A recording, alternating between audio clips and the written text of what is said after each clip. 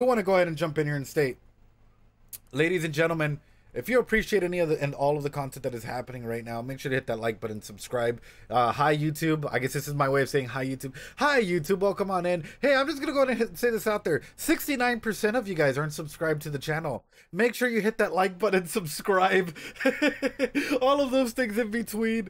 I don't know what else to say other than like, thank you guys so much. All of your care and your support and your love and admirations and all the wonderful like posts and whatnot has been absolutely amazing to me.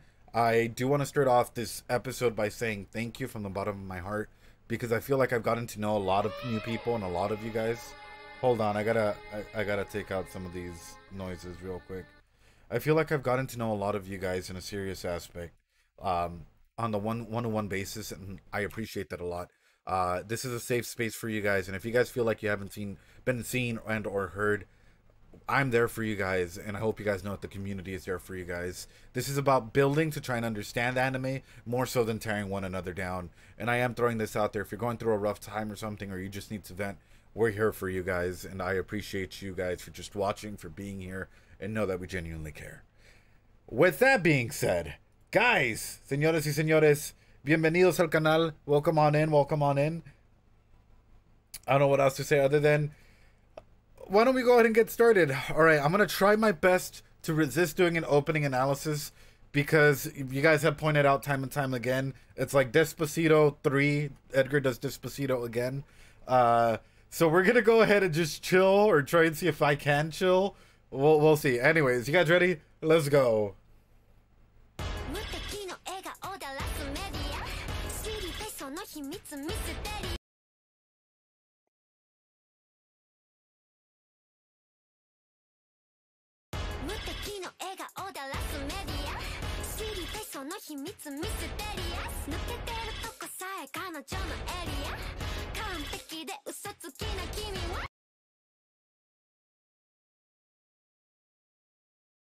We're just gonna, okay, hold on. I'm trying my best, guys. I'm not saying anything.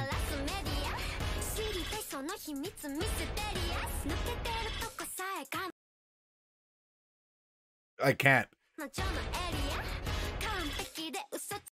I can't. I can't. I gotta say something. I gotta say something.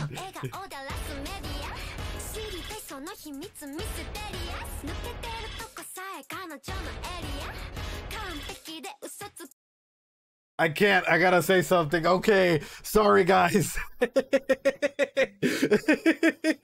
Mission failed, boys. We'll get him next time.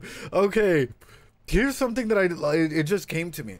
In case you guys don't know, I'm currently doing my PsyD. I have specialty in other areas, hence why I'm a psychologist and all of these things, right? But I'm currently doing my PsyD in the psychology of essentially like counseling, health, and wellness. One of the big aspects that I've actually been studying in the past week, right, is this in particular, which is the study of lies. Why do we lie in an environment, in a work environment, or in a professional setting with friends? And my brain has been like essentially trying to go ahead and deal with this for the past couple of weeks, right? Like, we've been covering topics like this, and it's like, why do we lie?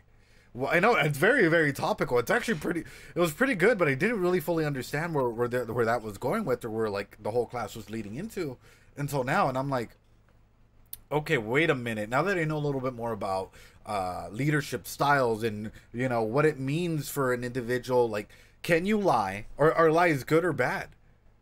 In my case, I would say neither. Lies aren't classified as good or bad. It's up to you to classify what a lie is. Is a lie good, or is a lie inherently bad for yourself, right? And if which case, can lies be done in a way that can help you, otherwise known as a white lie? And if so, is that done to motivate and inspire you or protect you? And what classifies the difference for that? Is the difference being that if a person lies to help you but yet hurts another person, that is still considered good, but if the shoe was on the other foot, it's considered bad? So maybe lies are truths, right? And are there the truths and the perspectives that we throw out into the world?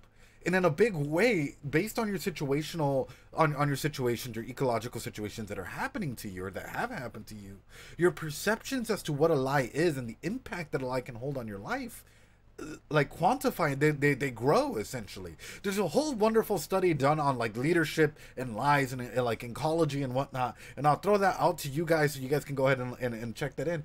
But why am I saying that? And I'm sorry to go this hard.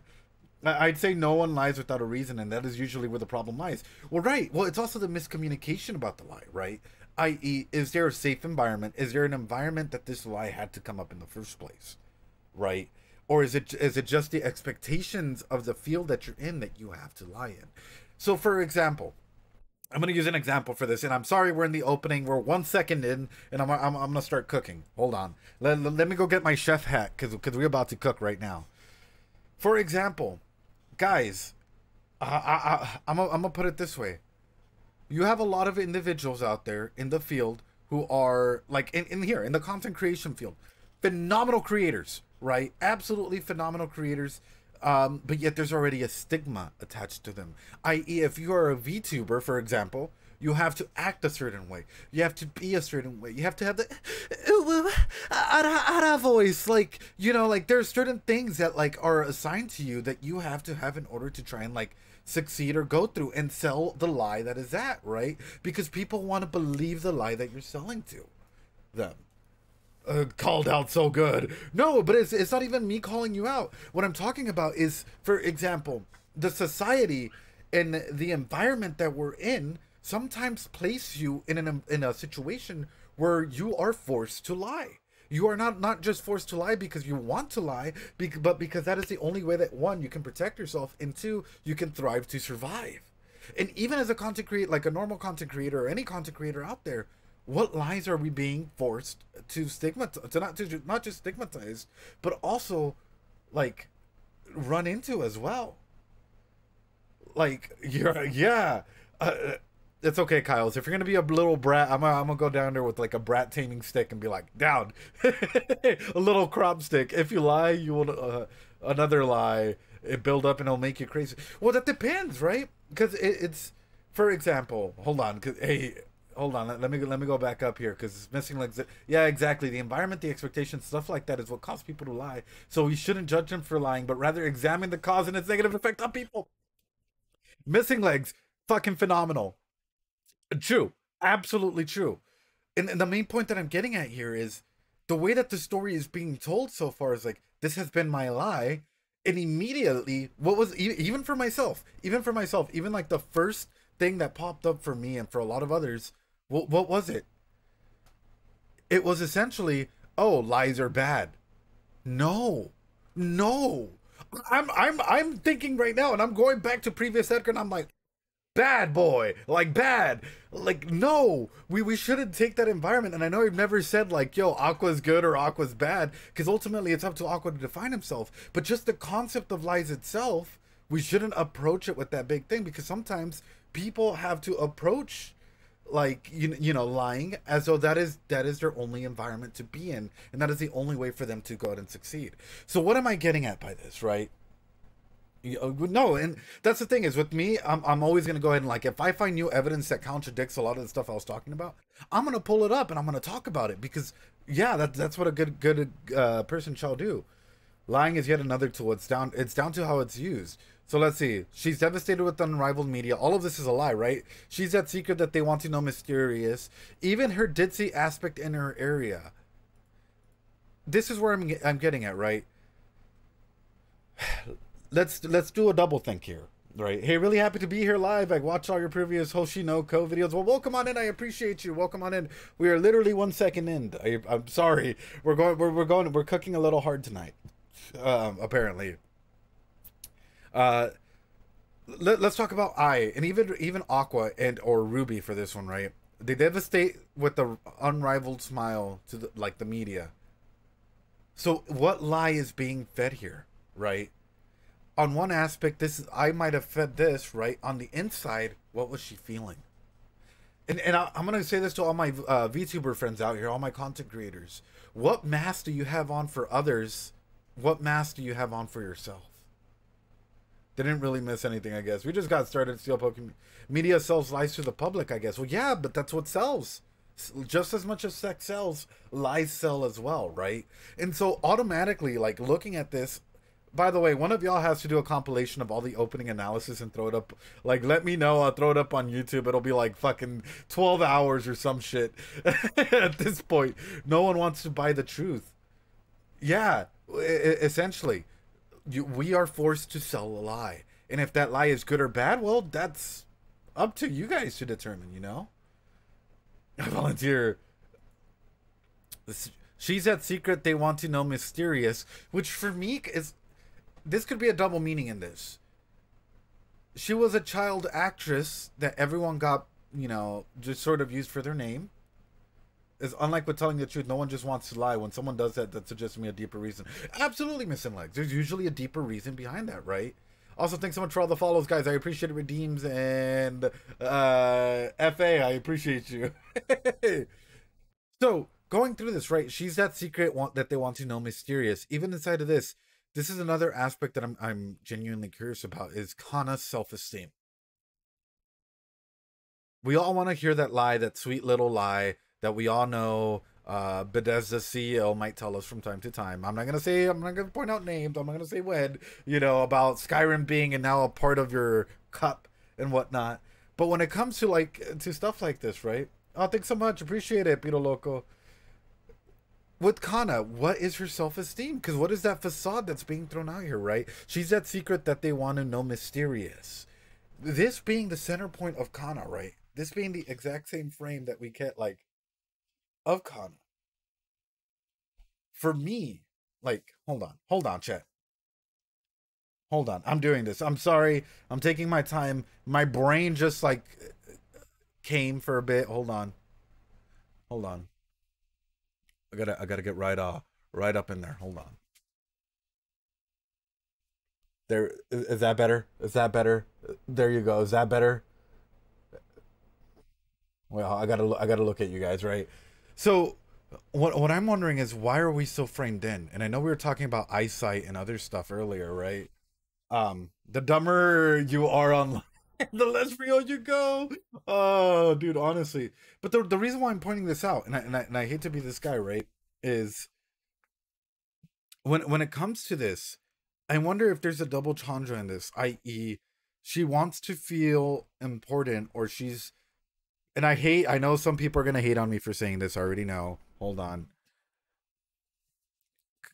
guys, if you guys can hear me, let me know. I hope you guys can. She might want to take care of her child self. I'm just throwing this out there. She might actually want to heal her child self, and I know that this might be something. But the more that I'm thinking about this, and the more that I'm thinking about who Kana is as a person, let's take a step back for a second. We had someone that as a child was placed all of these responsibilities and whatnot, and has seen the failure or her own lead up as a failure, as whatever. Has she healed as a child? Has she healed her inner child? Granted, she is a teen, but nonetheless, I'm throwing that out there. And if she hasn't healed that inner child, how does that represent itself?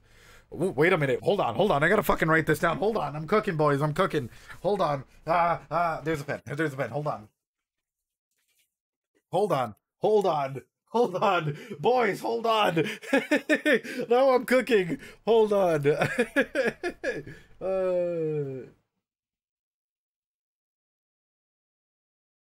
Okay, here's where I get scared. Kana has an anxious attachment style. Just seeing off of the way that she has started to go ahead and like attach herself onto others, right? Be able to go ahead and like the way that she interacts with Aqua. What was your upcoming doctorate? It's a PsyD at the moment, yeah. Yeah, yeehaw. I used to have a doctoratus in well, it's technically counseling psychology abroad, but came back here, so in quantum physics, yes, you know it.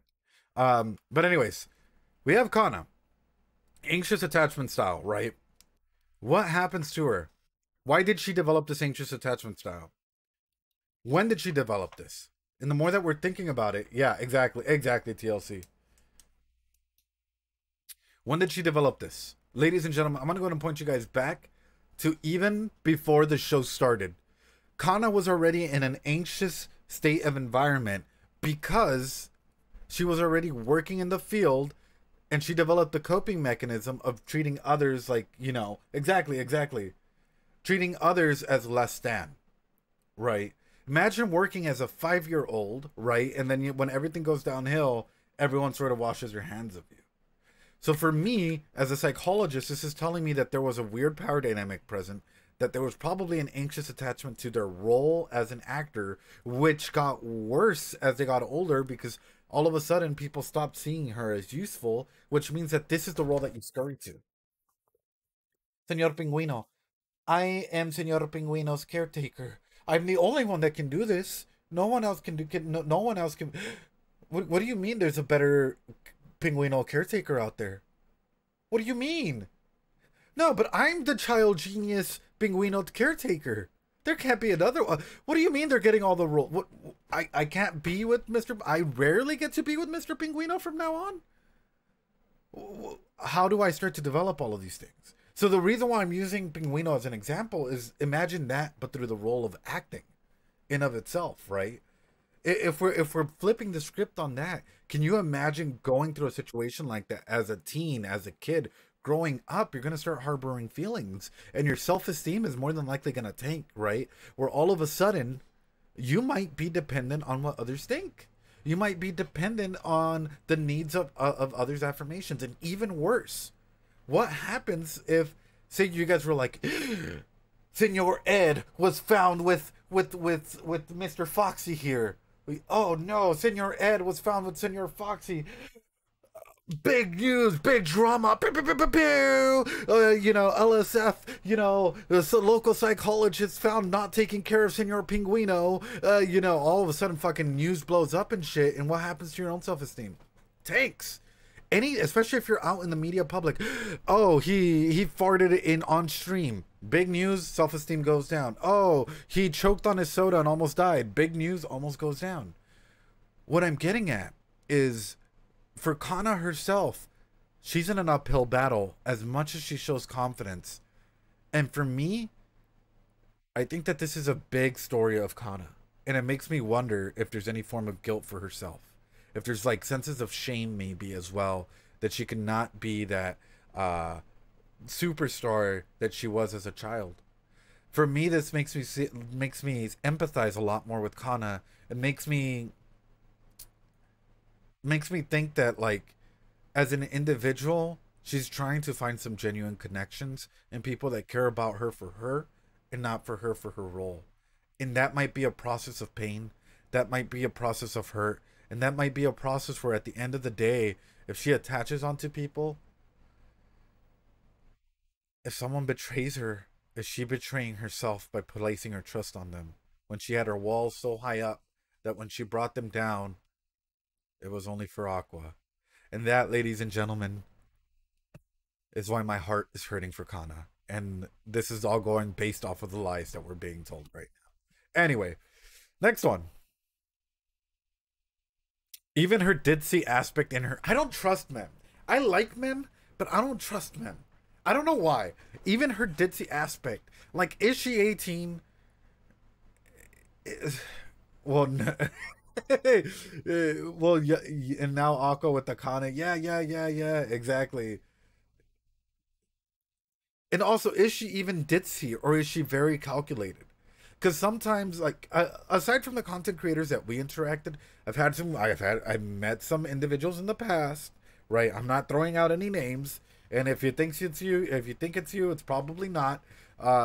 Who have literally are very, very, very calculating, like extremely calculating. Like online, they're like, "Ooh, oh wow."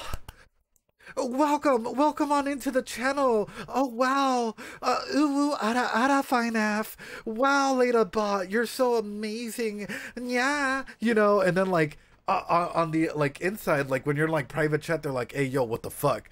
You could have just come in otherwise. Like You know, they're very calculated. You should have come in exactly at 32 minutes and 30 seconds, and you came in at 35 minutes. You made me waste an extra 3 minutes of stream, and now I have to go in, and it's like, whoa, whoa, wait a minute, wait a minute. So it makes me wonder, is that ditzy personality? Like, she might be really empathetic and whatnot, but if we're talking about lies, and this whole opening theme song is about lies, is this a lie? Calculating people, they are missing legs. I'm not even gonna lie to you. Like, if someone plays the long game, yo, that's I'm gonna be straight up. If there's someone out there that's doing stuff like that, check yourself. Like, please get some help. Get some help, because that is not a healthy way of living, you know. But yeah, it's a coping mechanism. It is a coping mechanism, but it gets terrifying whenever that is encountered. So I wonder if her ditzy personality, in of itself, is the lie that we're being sold. Anyway, you perfect.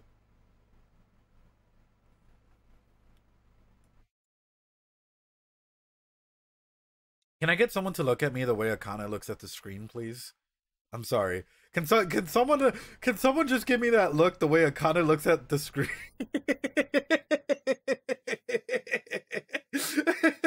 Sure, and thank you. Oh.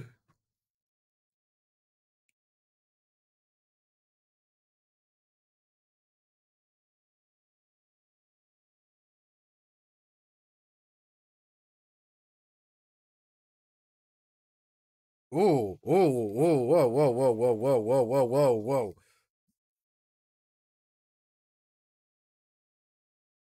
Hold on, boys.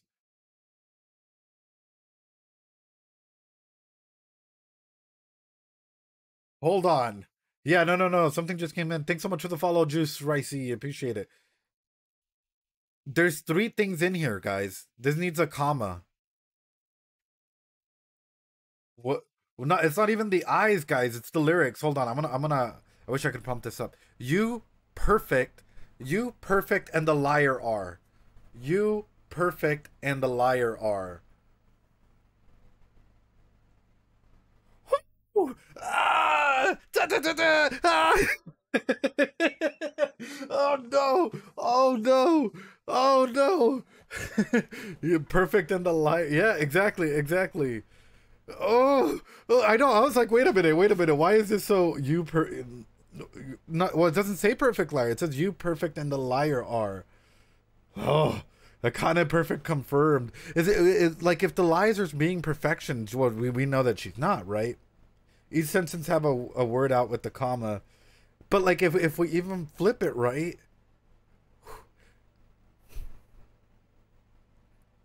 Hold on, boys, hold on. Okay, hold on. Wait.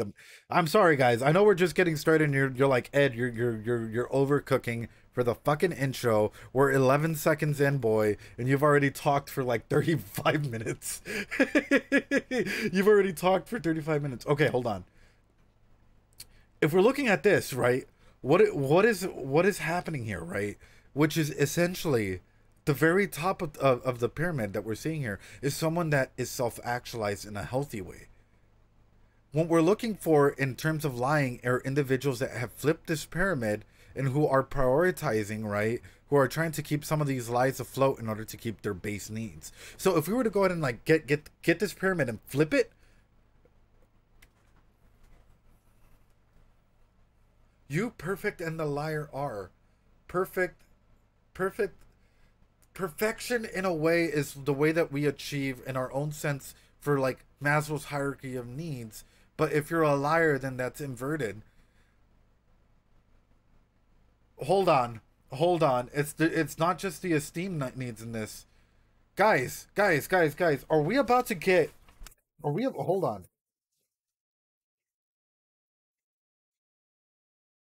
So hold on.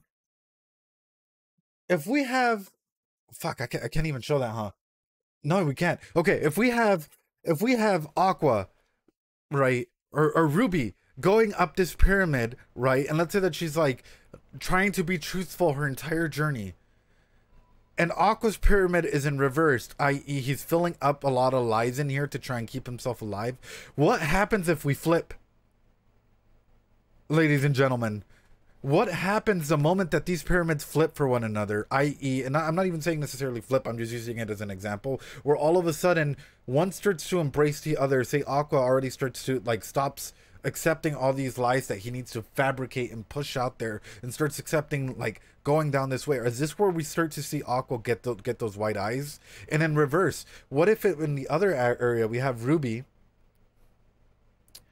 and it has to flip it, and now they have to start accepting and becoming that which they don't, like, they might not want to be,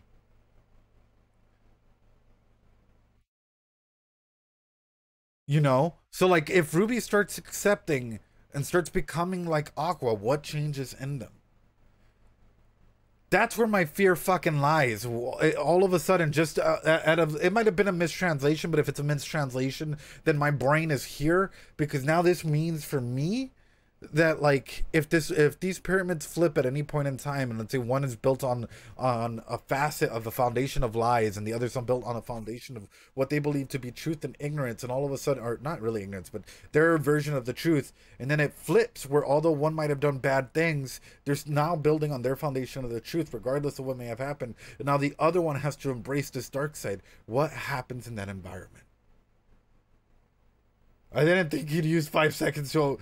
So my brain is here, guys. Sorry. I yeah. Anyway. Sorry about that, ladies and gentlemen. I know some of you guys are like, we're 11 seconds in, bro. We're 11 seconds in. I know. Anyway, I'll let it play out if something comes out.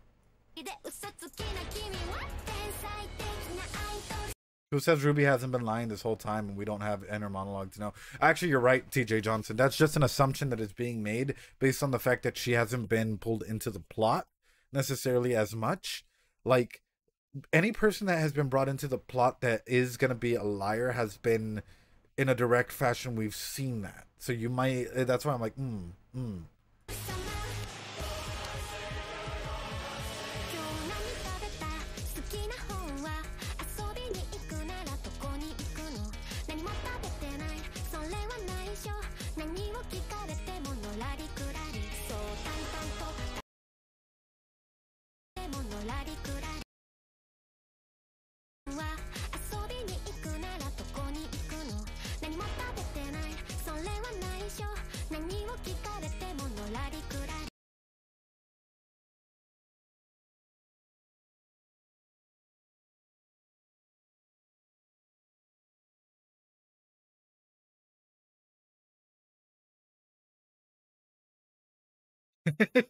Someone said how many times Ed has analyzed it. I know, right?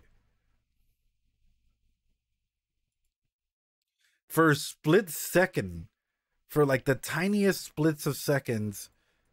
Nah, my brain was wrong. My brain was wrong. Sorry, guys. My brain had filled in that white star right before she blinked had turned black, and I was like, why had I not seen this before? No. I was, yeah, but sorry, guys. My brain might have been, but no, it's white. I'm sorry, guys. I was about to be like, is that a black star in her eye? Oh. I was about to freak the fuck out. Oh, guys, I'm not even kidding. I know, dude. That's what happens when you cook too hard for a bit. All right, here we go. Hey, Ruby with the black star. Dude, considering that we've seen Aqua with it would.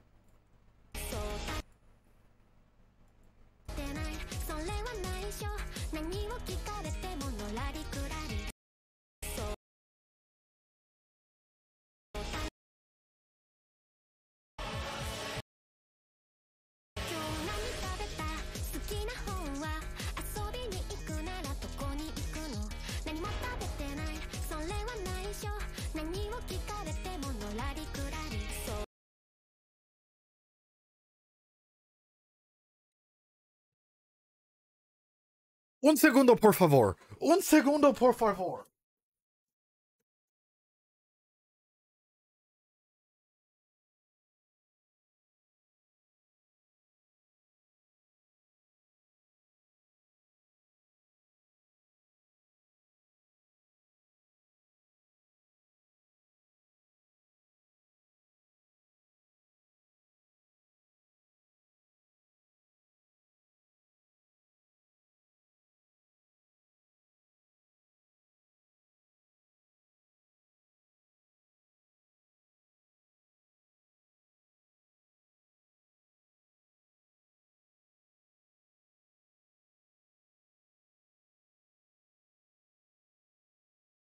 Wait, hold on. Loki, come on. So, I'm sorry. Come on. Guys, there's someone here that wants to say hi real quick. Someone here that decided to come into my room. Hi, Loki. You want to say hi? You want to say hi to them before I fucking pop off? Yeah? Or are you afraid? Hmm? Okay, baby. Okay, baby boy. Go back, Mimis. Thank you. Sorry. Loki tends to be a little doggo. I know, doggo. All right, Loki. Thank you. Your snacks are on the other side. Go, buddy.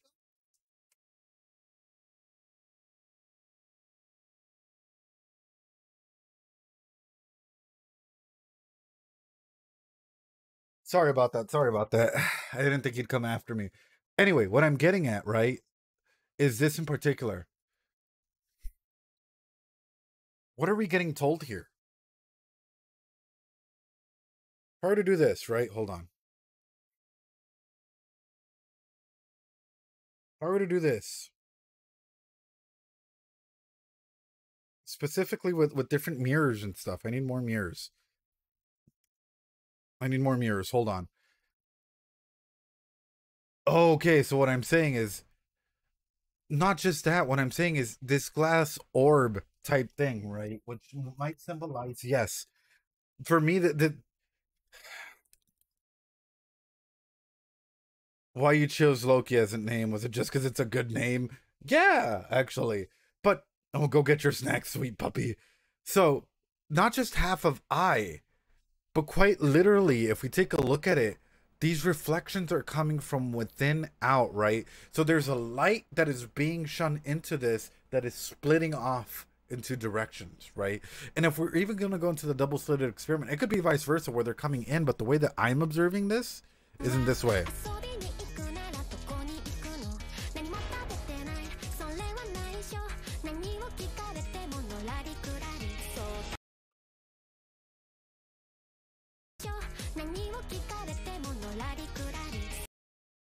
Look, the lights are coming in, or the not coming in. It's like they're coming out. Hold on, boys. Sorry. We're not gonna suffer through that. Yeah, you're evasive. You see? You guys see what I'm getting at? Do you guys see what I'm getting at here? The lights aren't from the outside rushing in. It's as though there's a light that's hitting this orb that is, or like, spreading these lights, right? It's almost like Aqua and Ruby are walking different paths. Yes. It's light diffraction. Yeah. But aside from that, this makes me wonder now in a symbology sense. It's like a prism. Yeah, it's like a projection, right? In which purple is the main object through this. It makes me wonder with the whole story about reincarnation. This is me just throwing shit out there. Don't think that this is me. Oh, he's read the manga or anything like this. Is what we're seeing essentially like Ryuk being bored and deciding to start some shit up from like Death Note or some shit? Like, is this just like another like Death Note crossover or some shit? No, realistically speaking, is what we're seeing. Is what we're seeing. Number one, the different paths that make up purple, right? But how they're split. If we're able to go ahead and jump on in here and say that, like, when light hits, when stardom hits, even though together they can make up the whole that is I, through their own perspectives, and when they're in the light, they only see a half. Because for me, this is a big meaning in all of this. They're both only seeing their perspective of I, and that's exactly why we get this different aspect through it. Sorry. Anyway. It blew my mind because this is the first time I've paid attention to this slide, you know? Anyway, sorry.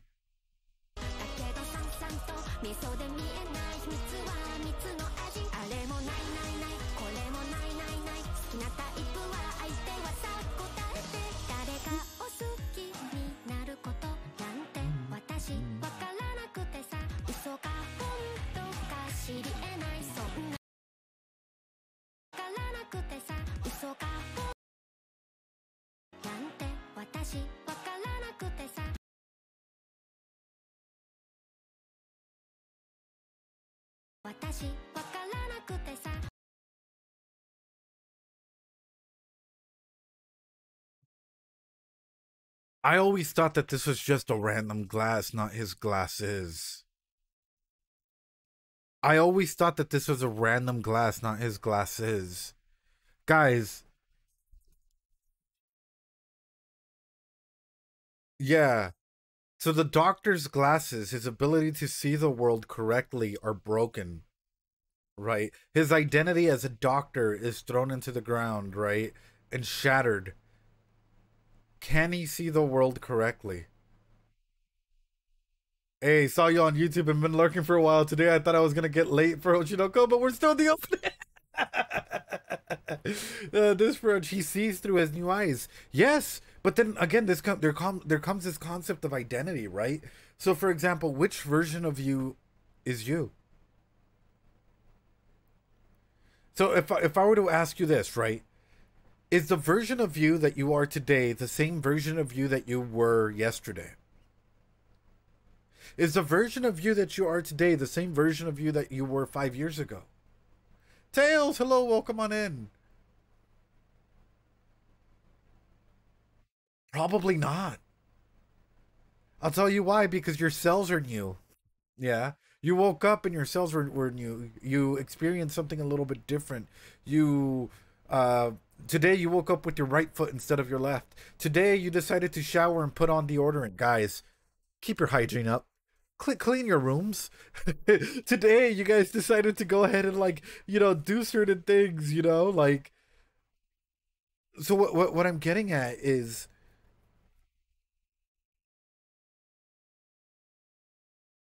I'm gonna trip you guys out. What if yes? What if yes in both ways, right? And this is a psychological concept that I've gone over, which is the psychology of identity. You can be that person that was you from 5 years ago and still accept the person that you are today, because that person was you just as much as you are presently yourself to the person that may be you from 5 years in the future.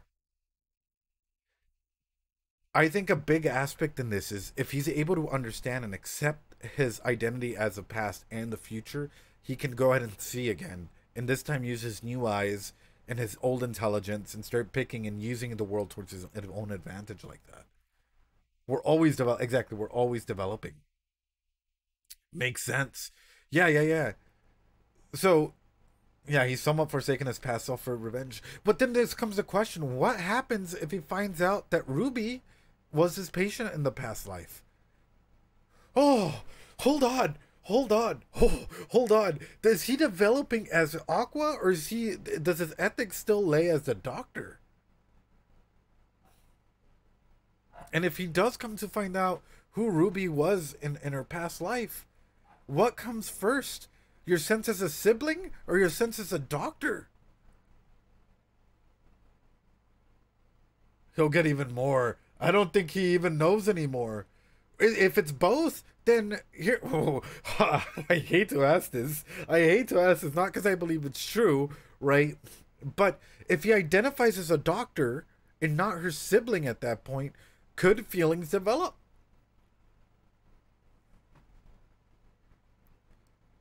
Yeah, well, that's my thing. Is last episode we did see him struggle between Aqua and Goro. Absolutely. Absolutely. Alabama. No, no, no. I'm not even trying to go that way. No. I feel like people are going to use this as a way to, like, be like, you see? It's going to be like Ruby and Aqua ship. Oh, yeah, guys. No, that's not what I'm saying. This is why a disturbingly large part of the fan base ships them. Oh, no.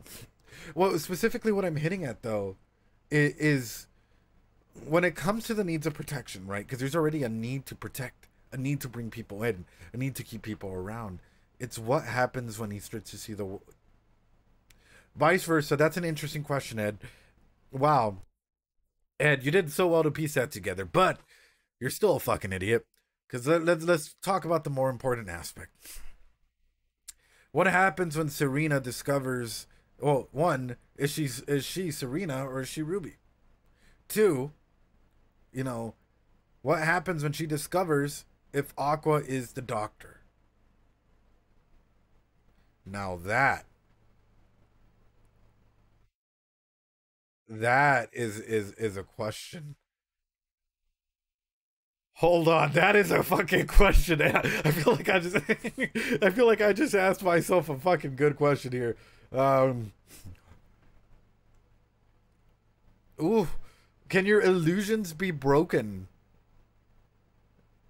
Oh, can your illusions be broken? And if so, does that lead you down a dark path? If I have like Saris or Kyle's McGiles or any of these wonderful content creators all the way up here and being like everything they do is wonderful. They're like they fart and it smells like rainbows and cupcakes and unicorns and all of these things, right? But yet like I die and I reincarnate and all of a sudden, right, I find out that they're my sibling and I've seen now some of the darker sides of stuff, right? And I know that they're not perfect, but yet the person I used to idolize, I would have them up here. What happens? Oh fuck! Oh fuck, guys. Okay, you guys might be like, what are you fucking cooking, Ed? What are you cooking? It's called a psyche break, a psychological break in mental state. I am terrified for Ruby as of this moment. If you hold someone up so high in a regard and all of a sudden you start chopping that down unknowingly, right? Because you've been with like, with another person who may symbolize or may be equal, and you come back to this person that you had on a fucking pedestal, and it turns out they weren't fucking shit. They were like every other human out there. They were pretty much Garbaggio. Bam! That falls. What happens to you mentally? My brain is exploding. What happens to a person? The house of cards comes down. Isn't Aqua vulnerable to this? I'm a bit embarrassed now. Why? It's a breakdown. It is a breakdown. I believe he said to it and appease her, and hopefully he would grow out of it if not for her death. It's like a sledgehammer to yeah. That hit hard. Well, that's sort of why I'm like, uh, just it's the glasses that will break. A perfect fucking metaphor that is being set here. I don't mean to cook this hard, but fuck. Okay, I'll let it go.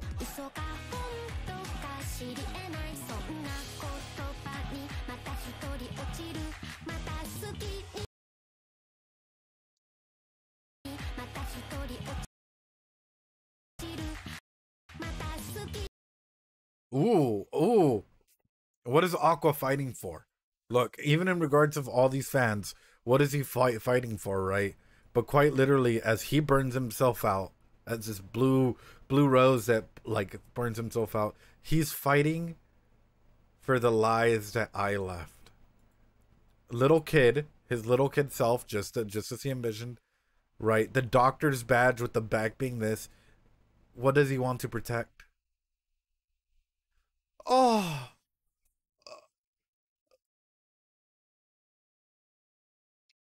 oh, my heart now fucking. And I just added another layer onto Aqua. Why? He wants to protect the lie. Hold on. Don't get me wrong. He might have cared about I, but do you think that he, like deep down inside, he wanted to protect the image that he had of Serena loving I, and that's why he went even further into like revenge mode because for him that was like literally it's like killing Serena twice at this point. Dude, it wasn't just about the death of his mother because that was huge, right? All of a sudden you flip it and it's the death of Serena again because that was the idol that she idolized. Oh, dude, oh, this is so fucked. It's so beautiful. The author is wonderful. Wait, he cared about I because of Serena. Well, that's what I'm saying. He cared about I. That's one big aspect we're not going to take away. But it's also, yeah, but it's also like he cared about his patient which came to love I, and that's where like the extreme attachment came into I when he was a doctor. And so that's a double hit, that's a, oh wow. Remember the stalker presented white flowers to I. Yeah. I'll wait for you guys to come back. Holy shit, guys, I feel like I'm going too hard on this opening. These twins will be fucking up. I'll wait till you guys. When you guys come back, drop Doritos. Double whammy to Aqua's. We be cooking. Apparently, fucking apparently. Do you have Doritos to signal when you have come back. Yes, please do. That is excellent. For you guys on YouTube, let me know what you guys think. Because, what the fuck, dude? That's... Also, if you like this hour-long opening analysis, please like, subscribe, tell your friends about it, because I suck at promo, and honestly, it means the world to me. Oh, God. Okay, more. What would that do to you, ladies and gentlemen? Thanks so much for the follow, everyone. Skill Issue, Jew, everyone that's been following, I appreciate you guys. Because for me, here's where I get scared now. Is Aqua gonna go down this dark path for revenge, thinking that he needs to protect Serena or Ruby, and end up just like his father? Literally end up starting the same cycle, and at some point either Ruby has to take out Aqua or Aqua takes out Ruby, and the cycle starts over again. My fear is this cyclical nature of the storytelling that's being developed here. That's my genuine fear and concern. Anime Freak, thanks so much for the follow. Wow, that would be dark. Yeah. Anyway.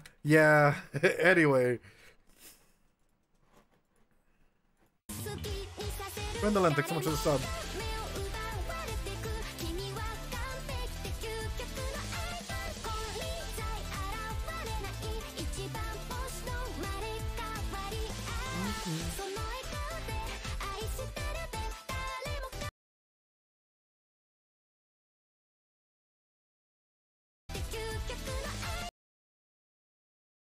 Notice how he's in darkness. While he's reaching out to Ai, he's in darkness, yeah? Complete and utter darkness. The same moves that he's doing here are the same moves that he does in the ending when he's surrounded by visions of himself. Or like mimicries of himself, right? So like look at his actions. He's like desperately like moving around. I think this is awesome too. Yeah. She is his light, but yet the mirror again shatters when he reaches towards her, the same way that his glasses fucking broke. Combo opening Ed analysis, I know. But even further, this is where I'm getting at. If this is Ruby, this looks like Ruby's older. Are we getting a time skip? Don't answer that. Please don't answer that. Are we getting a time skip? Is one of my big questions now. Because this looks like either that or she just dressed completely differently. But for me, it's like, this is a different version of the character that we're seeing here. Ending is super underrated. I'm curious.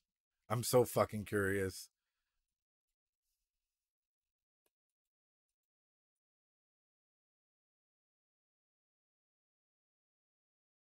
Why does she have horns? Wait.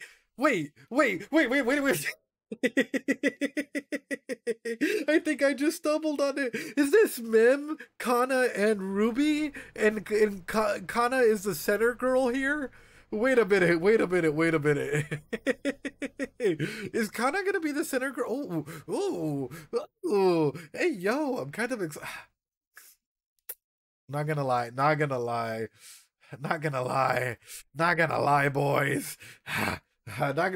lie, boys. I'm sorry. Not gonna lie, boys. This is Ed. Just watch it, damn it. I'm sorry. Let the beast out. But when we're talking about this, I do have a question. Why does she still have her horns? Is Mem a demon in disguise? Like an actual demon? Like, I've seen Mem with their little horns all around, but I thought that was literally just a prop. Is it a prop, or is it more like symbolism that like she's a traitor, or that she's like an Oni or a demon, or has more to hide in this? Or is she like anyway, sorry, my I'm just thinking about it now because I see her little horn pop up here, and I'm like, even for like an idol concert, you're wearing that, even though we've seen you.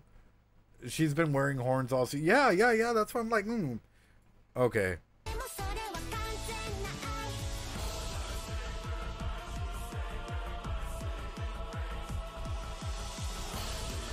Let's go. We're starting the episode, ladies and gentlemen.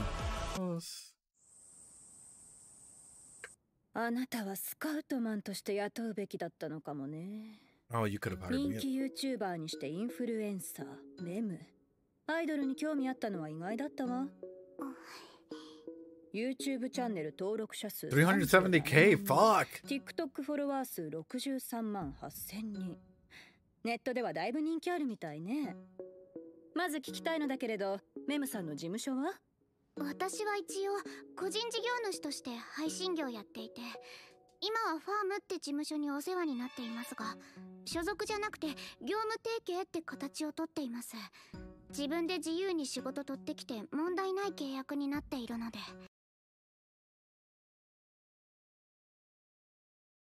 No fucking way. No fucking way, bro. Either you've been in as a fucking YouTuber like since you were 2 to be able to build up, like, not have social anxiety, to be able to, like, under my agreement, or you're not 18. One or the other. You're no fucking way, dude. I still have issues sometimes. Like, I'm studying at the moment. I'm about to get my doctorates, dude. And I have fucking issues at times calling some doctors to schedule my appointments. Nonetheless, argue with people about my agreements. Like, no fucking way, dude. Can I get someone like this? Is it totally cool? Like, under my agreement, like. ではだいぶ人気あるみたいね。まず聞きたいのだけれど、メムさんの事務所は？私は一応個人事業主として配信業。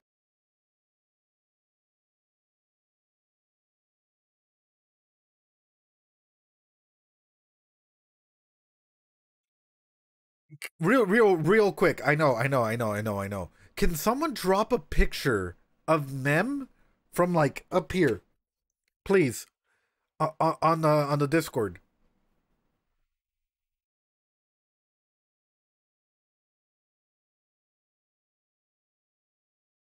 Can someone drop a picture of like top down where we get to see Mem's head, please, on the Discord? It looks like a star. Not just that, it looks like a black star. Aside from her horns, right? It looks like a black star. That's sort of where I'm like, you know, if you put it together, yeah. Hold on, that's why I'm like, yeah, guys. I thought it looked like a puddle. Oh, do you have one? Ed, you're overcooking. Well, I'm just saying, it looks like a fucking star, dude. Magic rootstool. Anyway, sorry. I'm looking at this and I'm like, dude, this straight up like a big star and then like a smaller star underneath, where the smaller star, the angles are like that, you know, like smaller than the other one. It's not the same star, but it still looks like one. That's what I'm like. They could have made this splotch any other design. Why did it have to have spikes like this?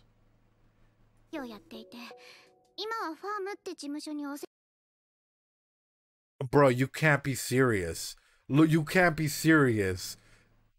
Guys. 世話になっていますが、所属じゃなくて業務提携って形をとっています。自分で自由に仕事取ってきて問題ない契約になっているので。なるほど。その場合、いちごプロからあなたにアイドル業務を依頼するって形になるわね。Nice. うちはネットタレントも多いし、そのあたり。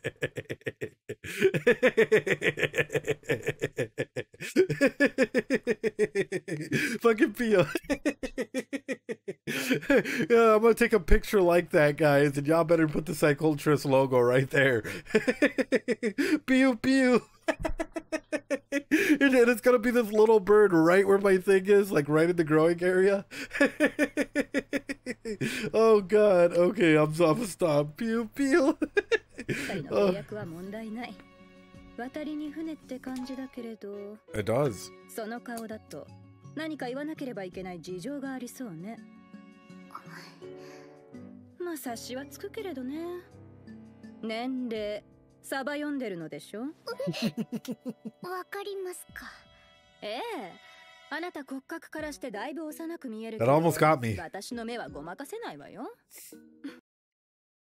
Mami Miyako, Mami Miyako, Mami Miyako. Almost got me, Mami Miyako. No te oigas said, no. Mami Miyako coming in with the straight up facts. For me, it's not the bone structure. I can't really tell anything because it's an anime.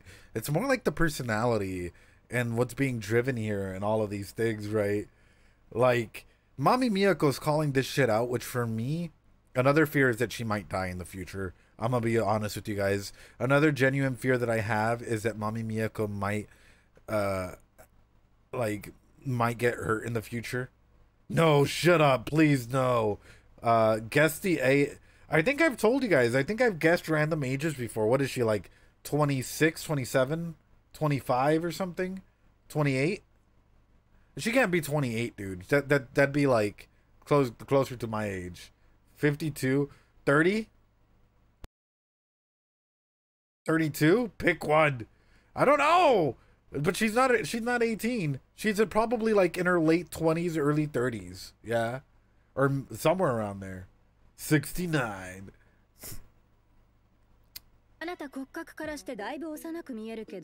24 last time. There you go. 別に怯えなくていいわ。個人でやってる子が年齢いくつかは。別に怯えなくていいわ。からしてだいぶ幼く見えるけど、私の目はごまかせないわよ。別に怯えなくていいわ。I'm feeling it, boys. I'm feeling it. Stay away from my woman, Ed. 個人でやってる子が年齢いくつか若く言うなんてよくあることよ。I mean, yeah, because at the end of the day, especially in Japan, let's go with specifics in here, right? Isn't there like a spoiled cake type things? A sad stigma stereotype, don't get me wrong, that is often thrown out there. But isn't there like a... Did I lose audio? I hope not. A Christmas cake. Yeah. But what does that do? Right? Because like, let's say that we are under this assumption that like people do present themselves as younger, right? Because they want to build up that fan base or whatever. Oh, is she 25? Leftover Christmas cake is at 25, says XPM. If she's 25, then that and this stereotype line up like fucking perfectly, XPM. Like, if the Christmas cake thing starts off at 25 and she's 25 or older, then that shit lines up perfectly. Like, the stereotype that you are leftover Christmas cake and therefore you have to appear younger. Oof. Are considered as grandma. Oof. Yeah, youth is there. Okay, guys, sorry. For me, sociologically speaking, this brings in the area of societal pressure, right? The pressure to conform to what is expected of you at a certain age. And I can only imagine having... Wait, how old... Wait, hold on. This overrules everything. How old is she? Did she kiss someone last episode? Wait, hold on. How old? Wait. No. Okay. I thought she got with someone or got. Okay. Okay.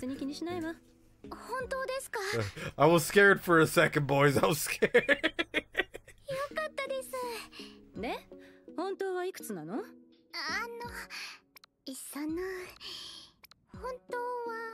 What are you?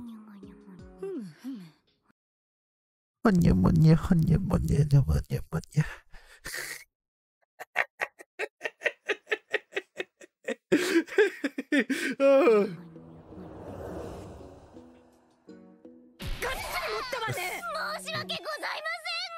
交渉18歳ってことはなかなかの肝の座り具合ね。数えないでください。いくつ持ったの？3歳くらい Bruh. Wait, bruh. Hold on. 持ったなお前。ってことは24。24だったよ。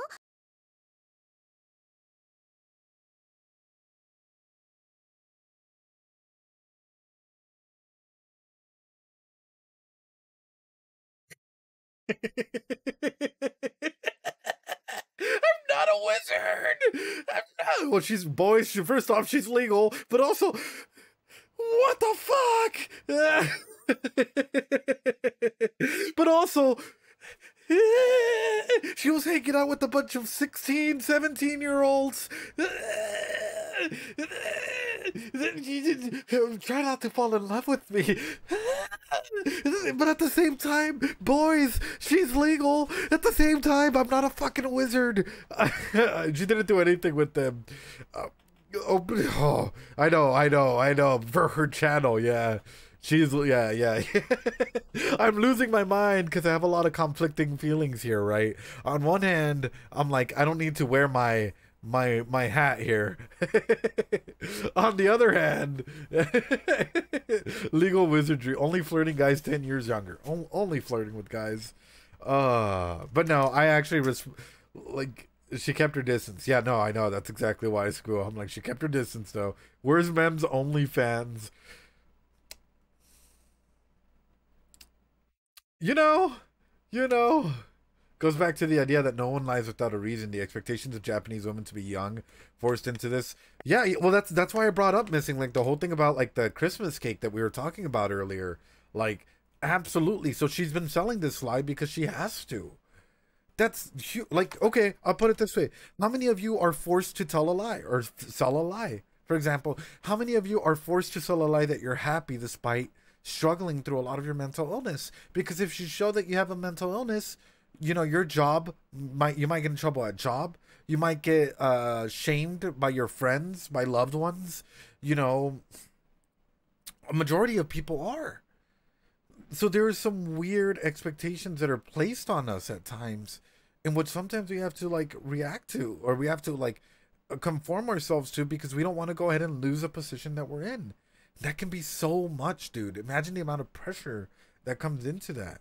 And then even further, that, like, let's go a little bit further. How many of you guys have been invalidated, right?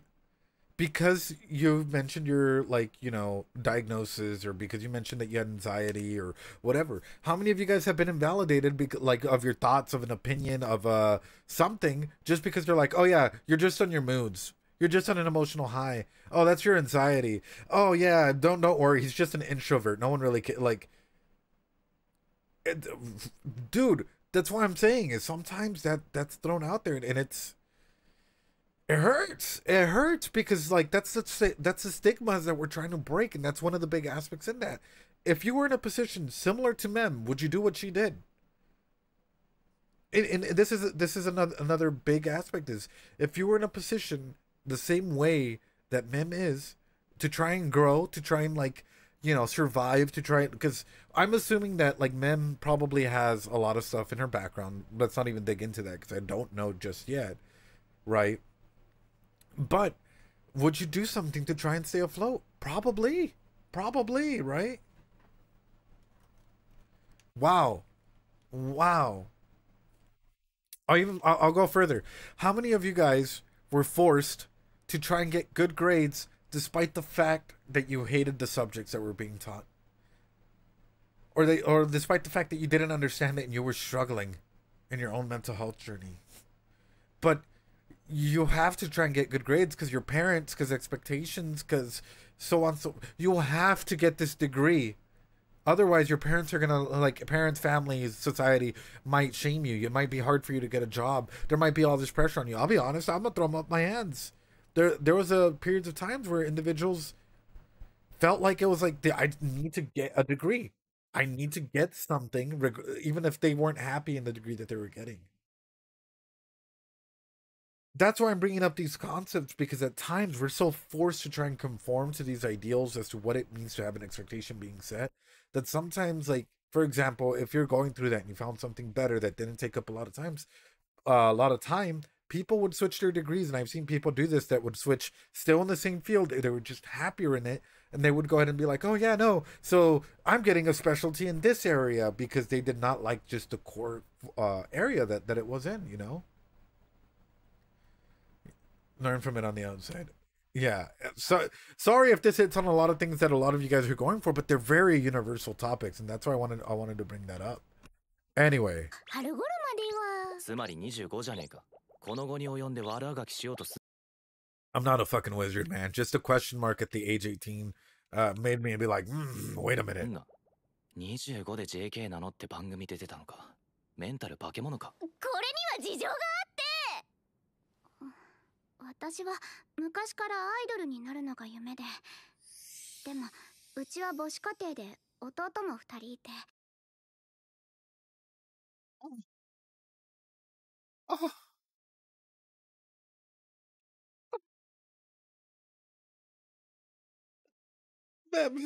Mem, an Ai fan. No wonder she fucking knew. No, dude. Okay. Also, I'm not a fucking y'all were gaslighting me so hard. Hold on.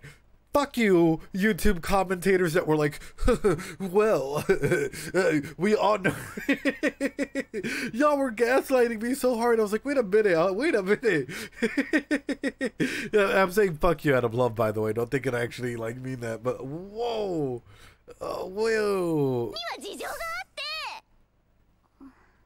私は昔からアイドルになるのが夢で、でもうちは母子家庭で弟も2人いて、働きに出た方がいいよなって。でもママが気にせず自分の夢を追いなさい。ママも一緒に頑張るから。それからオーディション応募するようになって、大手の最終審査まで残ったりもして。でも高校3年の時、ママ頑張りすぎて入院しちゃって、お金が必要でさ、高校を休学していろんなバイトして。Interesting. I'll let her finish her story and we're gonna come back to it.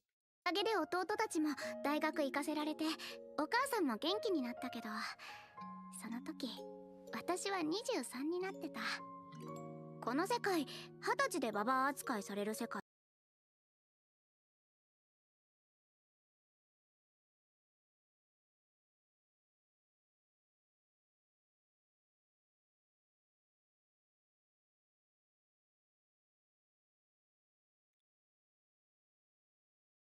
I'm glad the mom lived, but also, why she's hitting on exactly the points.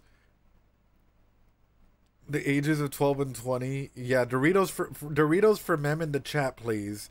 But also, she's really hitting on a lot of the points that we were talking about. Like, what the fuck has Aqua cooked in this show? Like, legitimately, what the fuck? Like, he has written a fucking masterpiece of showing, not telling. And then when it comes to the appropriate time to tell, he lets you feel what needs to be felt. Aqua has cooked up a masterpiece, and people are like, oh yeah, he did, like, you know, he doesn't research into psychology. He doesn't need to. He just needs to write realistic characters. And let me tell you guys, so far, he's written realistic characters with realistic goals. Like, wow. I'm gonna let this finish and we're gonna back up because this is huge. どこのオーディションにも応募要項には満20歳までの女子ってあってさ、夢を追える環境が整った時には夢を追える年齢じゃなくなってた。行き場を失った情熱で配信とか始めたんだけど、まだその頃は高校休学中の身だったもんだから、現役 JK かっこ笑いみたいな感じでやってたら、なんか思いのほか受けて登録者数とかめちゃくちゃ増えちゃって、引っ込みつかなくなっちゃって、そっから2年くらいずっと、そして今に至ります。やっぱりダメですよね。7つもサバ読んでバレた時大変ですもんね。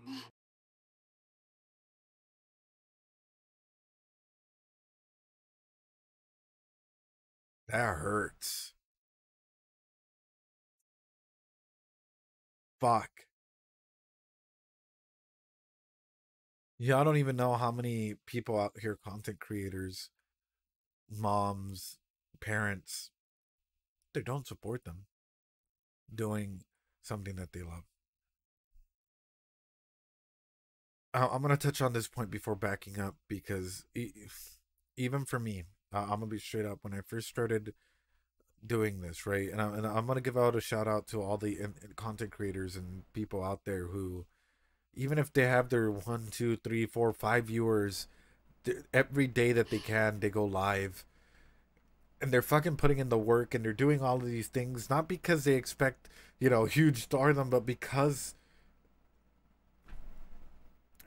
they want to actually feel listened to and important, and it's a venting place for a lot of people, and they want to make friends and they want to do all of these things, but their parents look at them, and their parents look at them doing this, and they're like, "You're just wasting your time.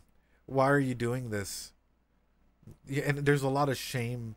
There's a lot of weird expectations that are placed on people, and if you're a content creator and you're, for whatever reason, end up watching this, and even if you're not, even if you're thinking about going into streaming and your parents aren't supportive, do it.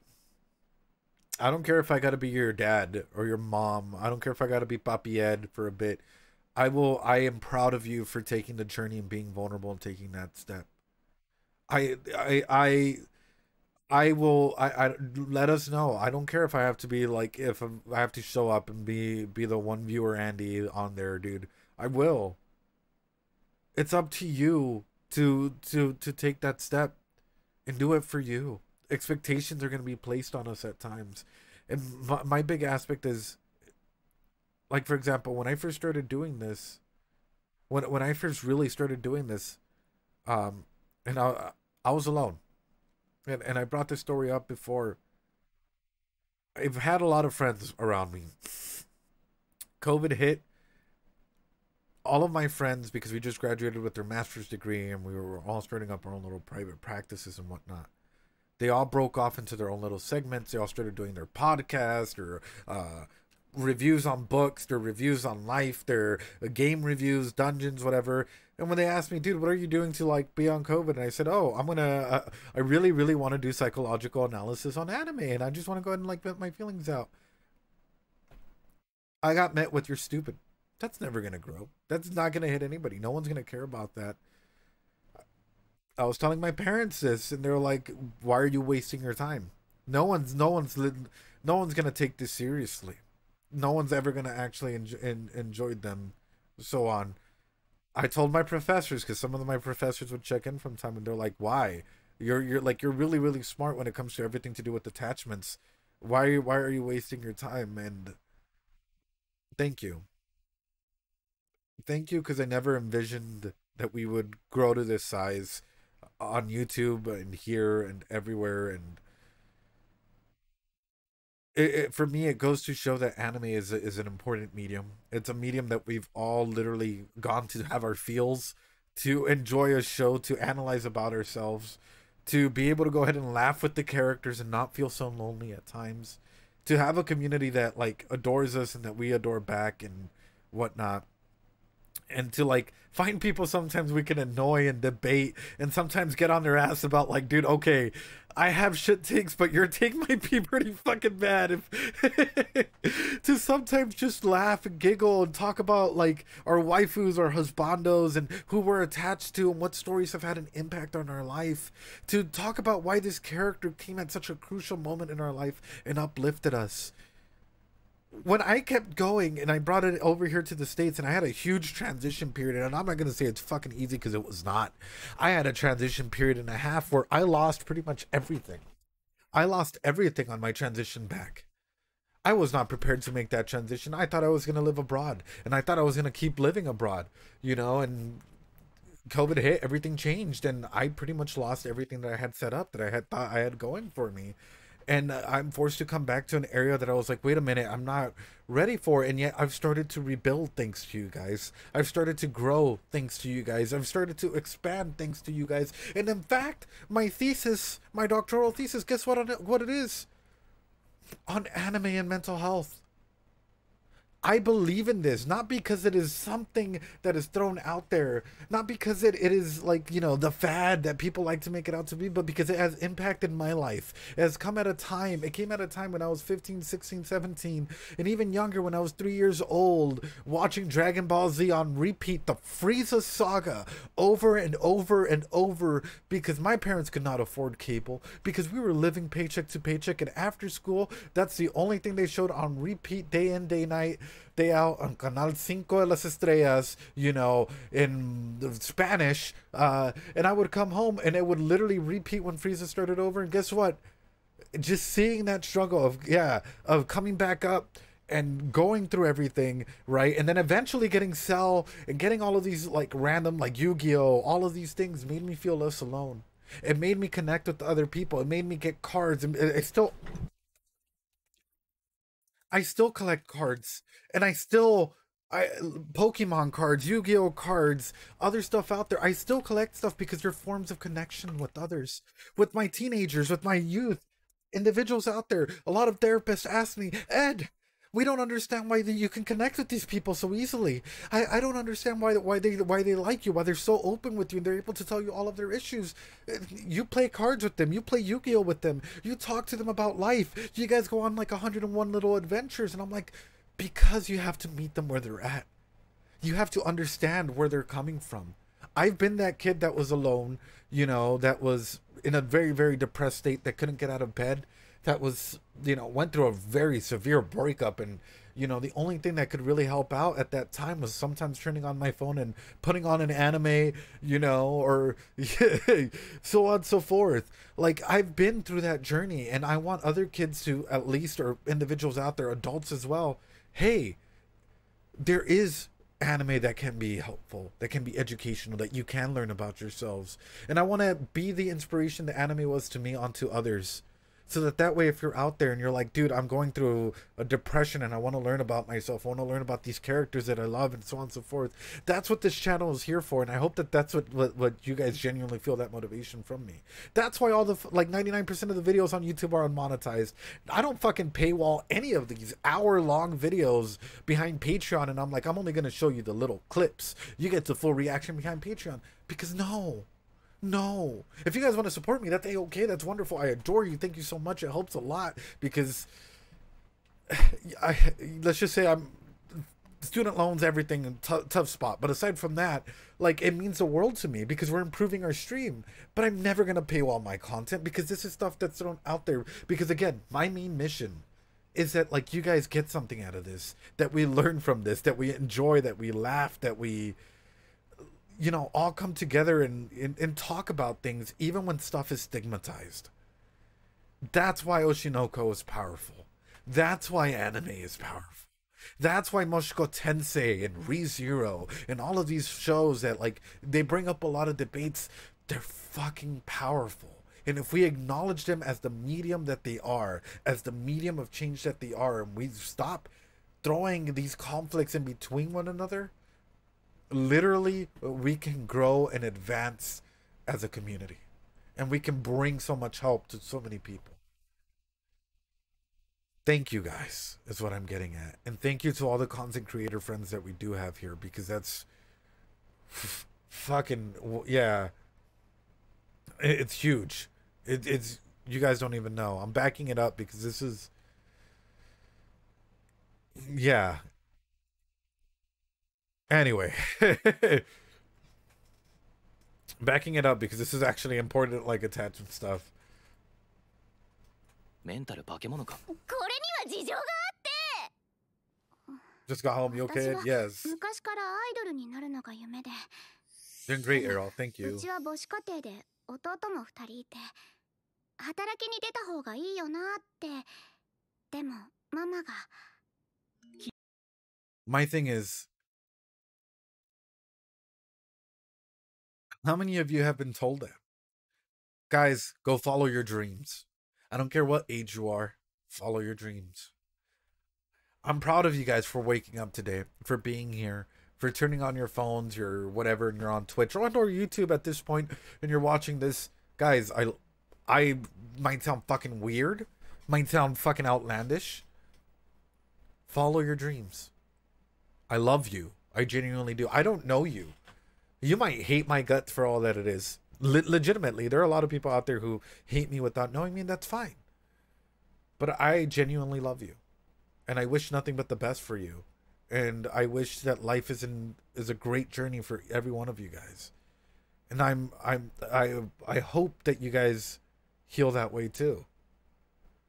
And I hope that you guys at least hear this as a form for you to take that first step towards change. You know, if you guys need that. 気にせず自分の夢を追いなさい。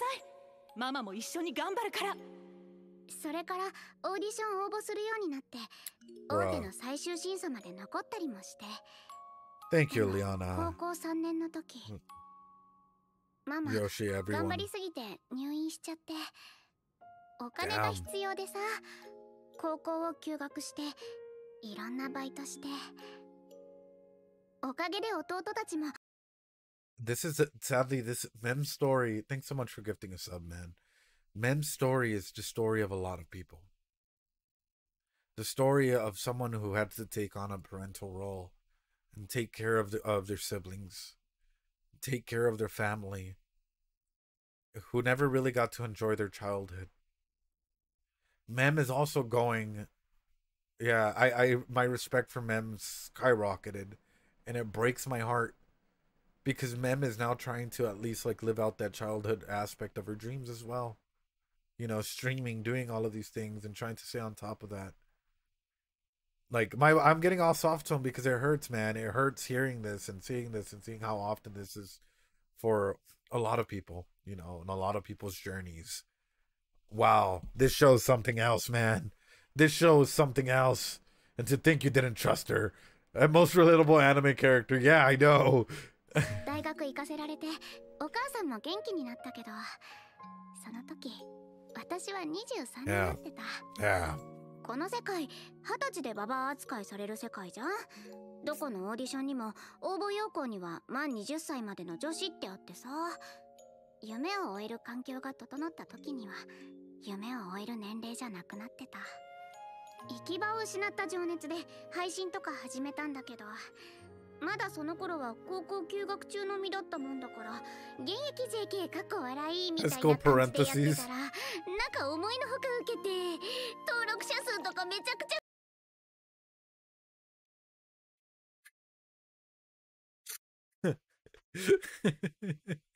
Wizard parentheses psychologist.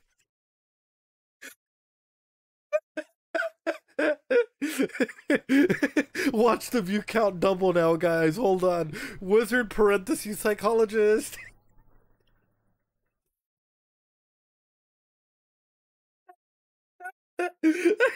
Everything just starts skyrocketing. Oh god.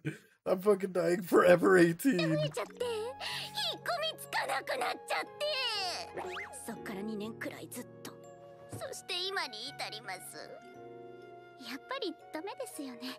7つもサバ読んでバレた時大変ですもんね。25がアイドルなんて。そんなことないよ。Hey yo. メムチョだ。本物。Hey yo. 話は聞かせてもらったわ。ありも。Oh, she is not happy. Oh, Winton. Oh, shit, she's not happy, boy. I'm not talking about Mem. I'm talking about she's not happy with Aqua. Oh, okay, look at this, boys. Hold on. Look at... Hold on. So we have Ruby legitimately empathizing and whatnot, right? Which is adorable and cute, and my heart warms at the fact that Ruby is actually able to go out and empathize with her in this way and be there for her in the way that I wish a lot of people were there for one another instead of, like, you know, so on and so forth. But look at the way that Kana sets herself up, taking up a majority of that door space, that welcoming space in. It might be a passive aggressiveness type of thing, you know. It's so oof. I wonder if there's gonna be a little bit of spite against Aqua here.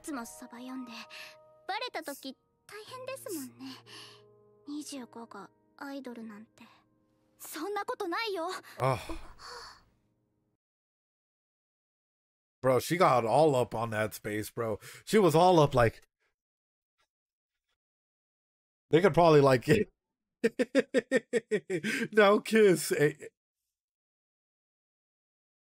25 and an idol? I'm simping. Hey, yo.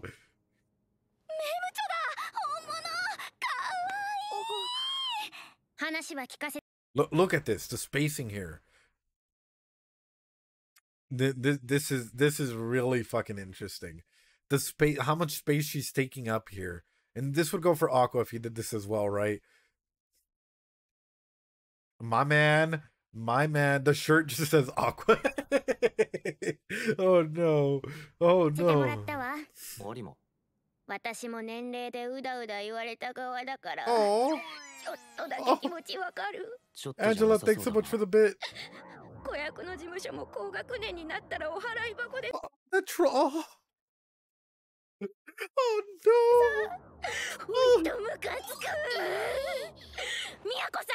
だから私はダメだなんて言ってないわよ。ルビーは？もちろん。アイドルをやるのに年齢なんて関係ない。だって憧れは止められない。Oh.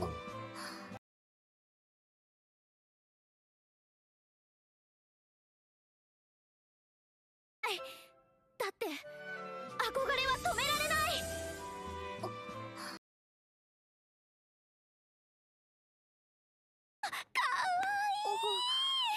話は聞かせてもらったわ。俺も。私も年齢でうだうだ言われた側だから、ちょっとだけ気持ちわかる。 Give me a close up of your eyes. Give me a close up of your eyes, beautiful. 子役の事務所も高学年になったらお払い箱でさ。Does someone have a close up of her eyes, please? Someone send me a close up of Kana's eyes, please. Please, like stat, please. Please, I beg, yes. Kana's eyes, yeah? Kana's eyes, end of episode 2. I can just go to the beginning of the episode. I can... Oh, I know she's normal. I know she's normal. Oh, that one's saying forbidden, my friend. Mods. Kana has no eyes.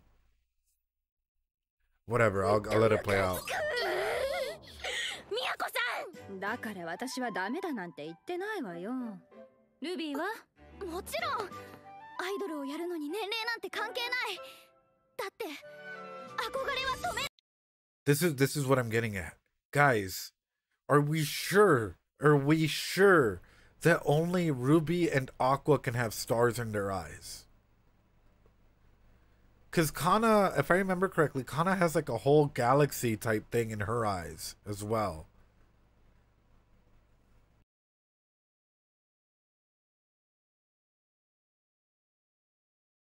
Yeah, but Akane has different style of eyes, yeah.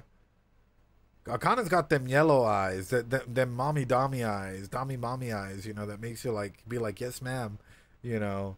Yeah. And even further, it's the same style in the manga. I'm gonna go ahead and say even further, does the dad have stars in his eyes? Bunch of Kana eyes in general. Okay, hold on. Ooh, she kind of does. She kind of does have a low universe in her eyes. Holy shit. Okay, thank you. Ooh. By the way, I have Discord popped up, so I don't know what the fuck y'all are saying. I'm just gonna pull up back on OBS. Hold on. All right, cannot answer. That's fair. All right, let's see. Yeah, because Kana's eyes are just like this without the star. That's why I'm like, Oh, she's too wonderful.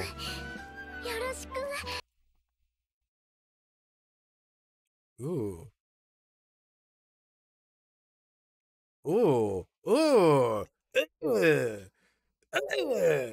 You know what this reminds me of?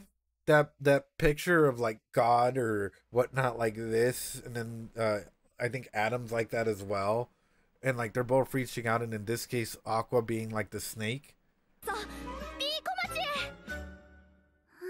like literally right in between them. Like, you know, maybe this isn't actual good, but like, ooh, yeah, because he's framed perfectly in the middle as they grasp hands in the Sistine Chapel. Yeah, but like, I don't mean like, I just mean it like as a representation of this, because they could have had him off to the side, but the fact that he's right in the middle as they clasp hands and they like formalize this, I'm like, it's this whole like this holy symbolism of power and whatnot is all according to Keikaiku. What? Wow.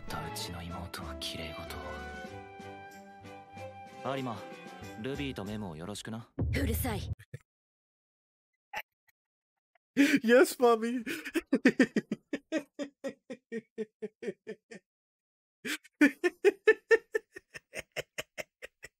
Oh, but I bet you anything if I was like, it's all for show, Kana. You know, it's just a for show relationship. You know, I care about you. Hey, Kana. You know what I like about you? I like how sincere you can be. I like how open and vulnerable you've been. It's like, you know, if I wanted to be evil Ed and I wanted to go ahead and like manipulate this her emotional highs and lows can lead her to a very manipulative state. And that scares me. It scares me that one day, like if Aqua truly wanted to be evil and mean, at least in my books, he would use that towards his advantage and see how easy it is to manipulate someone in these highs and lows. Like, so, because people don't Ed know better than Aqua bouncing between waifu and waifu. I mean, here's the thing. Anybody that studies a little bit of psychology, and I know a lot of doctors, or some doctors and some nurses take like the basic intro to psychology courses. But when it comes to an instance like this, when you have people with their emotional highs and emotional lows, because there's no stability and they're ranging up and down, up and down, up and down like that. Sometimes a little bit center, but then hitting the up highs and lows. It's a lot easier to get them to the emotional state that you want them to be. And for me, this screams, if I was in Aqua's position, this might be an easy opportunity. I'm scared. I'm scared for Kana, and I'm scared for all of them in general. Sorry, guys. I don't mean to. Good on her, though. Put up your boundaries. Yes, girl. Yes.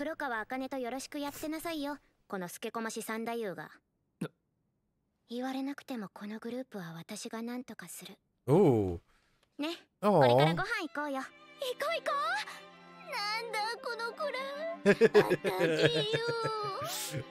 The Kana face.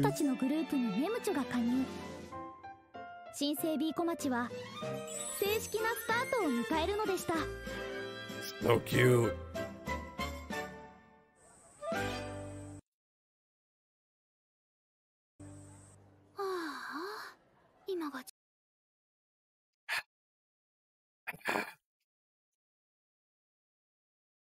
What do you want from me?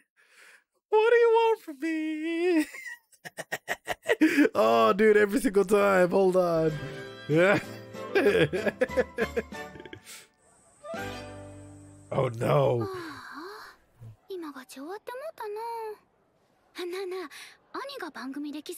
It's a joke, guys. Chill. どういう気持ちって、超複雑以外の感情想像つく。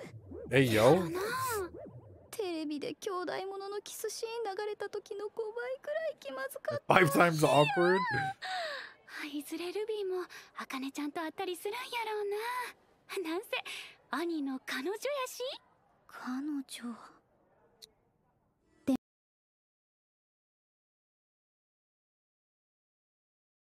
倍くらい気まずかった。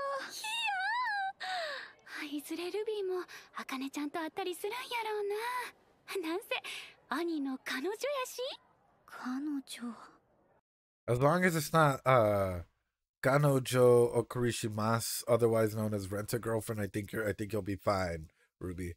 I think you don't have to worry about Chorizo-chan appearing, or Mami-chan la Toxica, or any of those girls. We can throw out the little bit of basura out of here. I think you'll be fine, Ruby. You didn't have to bring that up. I heard Kanojo, and I heard, yeah, Gabe-son, hey, you know. でもアクアの茜に対する気持ちってきっと今勝ちの話。知らないさん知ってるんだ。知り合いが出てるわけだし、面白かったよ。そんな気を使わなくても。イケメン、美少女だらけ Full で of hot guys. ほんと目の保養だった。目の保養？トップスターもそういうこと言うんやな。顔がいい人を嫌いな人なんていないでしょ。本当に目に良かった。But you see, this is where this is interesting. Hold on. For me, this is blowing my mind because he's touching on something that I've always touched on, which is actually a question that I'm going to ask, you know, Rudy as his English voice actor when I have them on. Also, thanks so much for all the follows, guys. Specifically when it comes to this, there's an angelification effect that Hollywood, YouTube, media in general throws out there. Because these people are hot, they must be good. Because these people are fucking hot, sizzling reels of wonderfulness, it's okay. But the moment that you get someone whose past life or whatnot is not up to par towards like whatever this is, all of a sudden the judgment comes in a lot harder because these people are us. Disgusting, vile things, ill. How dare they try and change? And I bet a lot of us have found ourselves in that perspective. If evil, why hot, right? Can y'all say parasocial? We need more hot villains. Well, we need realistic villains that are good looking, if you want to be honest about it, right? And the reason why the reason why I bring this up is because they make these villains stereotypical. A lot of the villains that are being played by these attractive, angelified people are the stereotypical roles that you're like, oh, I could totally see them playing that role. But yet all of these normal other people were going ahead and breaking them, you know, breaking them into like what we would call real worlds with real, like real roles with real issues. And we hate these villains that play aspects like this. Or not even villains, but people, you know, that are flawed. So, for example, if I were to ask you this, what is the difference between okay, I'll put it this way. How many of you were disgusted at Aqua kissing Akane? If Aqua were to have relations with Akane or with any of the girls in here, how many of you guys would be disgusted by it? How many people were disgusted at Rudy and Eris when that whole sex scene happened?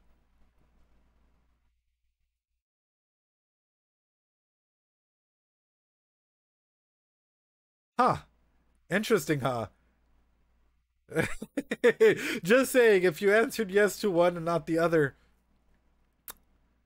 Interesting, huh? This is not me throwing out any form of toxicity. This is just the way that oftentimes, especially if you're not coming through with like an empathetic lens, oftentimes media presents stuff, you know, and it's the double standards that may come through, right? One was a doctor and all of these things, but still has his memories. The other one was like, you know, they're both completely reborn, except that one started as a degenerate and is starting to change, and the other one just has this status, but yet we treat both of these characters wildly different. So that's a really, really interesting perspective to take in and to consider when we're watching shows like this, right? Why is it that when it comes to hot people or hot characters, we angelify them and even subvert a lot of the judgment that we reserve for other characters in that way? And it's not just Rudy. It could literally be any other character out there that doesn't automatically start off with, like, you know, Giga Chad mode and so on and so forth. So that's why I'm like, ooh, that's interesting. That one we were okay with was taking advantage. I think you might have missed something in the Akane shot. I'm gonna back it up. Yeah.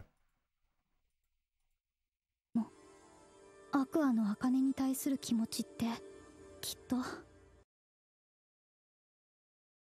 I mean, her presenting as that might just be literally be mean, like, yeah. Also, welcome on in. like her presenting as I might just be an aspect where people can tune into the like wonders and the aspects that we're genuinely looking for in, I guess, in a character to be I, and being aware of aspects like that. 知らないさん知ってるんだ。知り合いが出てるわけだし、面白かったよ。そんな気を使わなくても。イケメン、美少女だらけで、ほんと目の保養だった。目の保養？トップスターもそういうこと言うんやな。顔がいい人を嫌いな人なんていないでしょ。Damn. 本当に目に良かった。Think about what Akka is saying with this character, dude. Like, no one hates good-looking people, right? A real feast for the eyes. Okay, I'll wait for you guys. I'll wait for you guys. Leave some Doritos the moment that you guys come back. But for YouTube, straight up, what do you guys think about this? Because this is an actual, genuine discussion that the show is bringing up out of us. Thanks so much, Lena. Appreciate it. Also, I think I should probably start like a poll or something, yeah? Or like every time I get something back, like we get an inch or a couple percentage closer to our goals or something.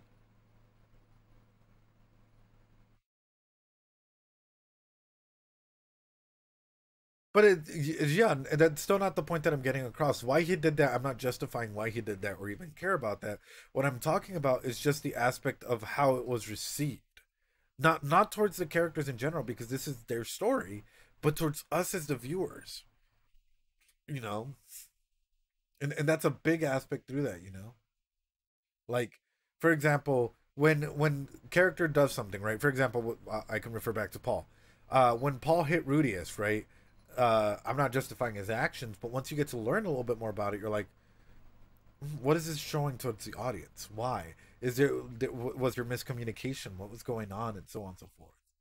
Your episode 8 analysis. Well, come on in, King Guy. Appreciate you being here. And everyone else.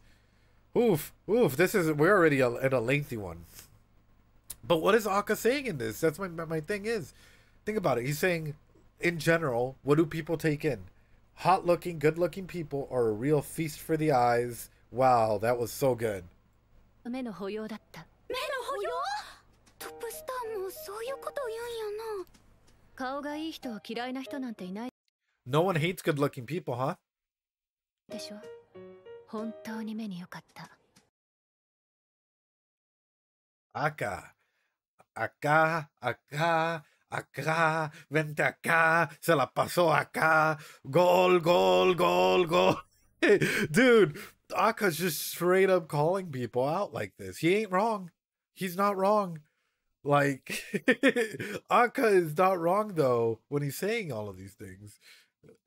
多分視力 0.5 くらい良くなったと思う。言うこと思う。個人的にはメムチョの乙女面が良かった。私が男子サイドで出てたら絶対押し倒してた。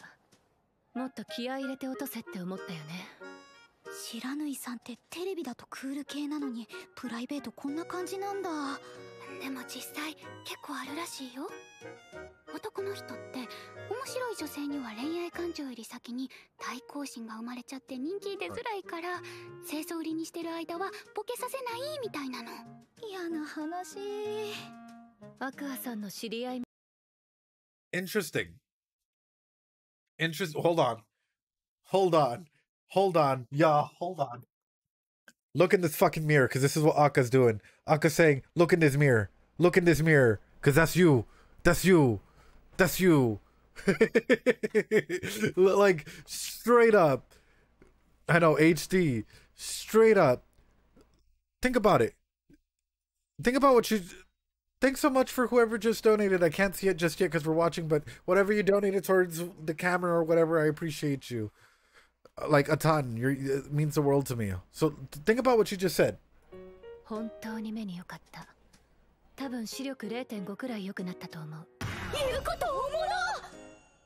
個人的にはメムチョの乙女面が良かった。私が男子サイド。 Had I been one of the male cast members, I totally would have pinned her down. I was thinking, fire yourself up and win that girl over. They don't go on to criticize how weird that sounds. They don't go on to go ahead and say, hey, you know what? That's weird. No, because they've justified that, or they've talked about how beautiful people are easy on the eyes. In fact, they go on to go ahead and say, oh yeah, it's because people have to play a personality. Hot people have to play a personality, and that's exactly what that is. Woo! Hey, yo, subconsciously let it slide, but that's a societal slide as well. Akka is putting on so much on this fucking plate. Like, he's overfeeding us in a way that, like, if you take it down and you break it down line by line, they just mentioned how funny it is, and they brushed it off and they kept going, you know? Like, my dude is just like, hey, so is this what's happening? Is, you know, this character literally just said, oh yeah, like if I was in the guy's shoes, I'd pin her down and make her mine, type of thing, you know, as a joke, but still, nonetheless, it was still like, all right, let's go ahead and push down. But we just accepted that and we moved on past it. However, if one of us, any of us normally would have said something like that, I'm pretty sure we would have gotten some weird ass looks like, what the fuck are you talking about? Wait a minute, like, you know. Yeah, you think about that, guys. Think about that, boys. さんってテレビだとクール系なのにプライベートこんな感じなんだ。でも実際結構あるらしいよ。男の人って面白い女性には恋愛感情より先に対抗心が生まれちゃって人気出づらいから清楚売りにしてる間はボケさせないみたいなの。嫌な話。アクアさんの知り合い目線ってのもあるかもだけど、上手でした。多分みんなもそうなんじゃないかな。アクア兄さん、普通科の方ではかなりモテてるみたいやよ。Okay. First off, there are no general ed girls out there.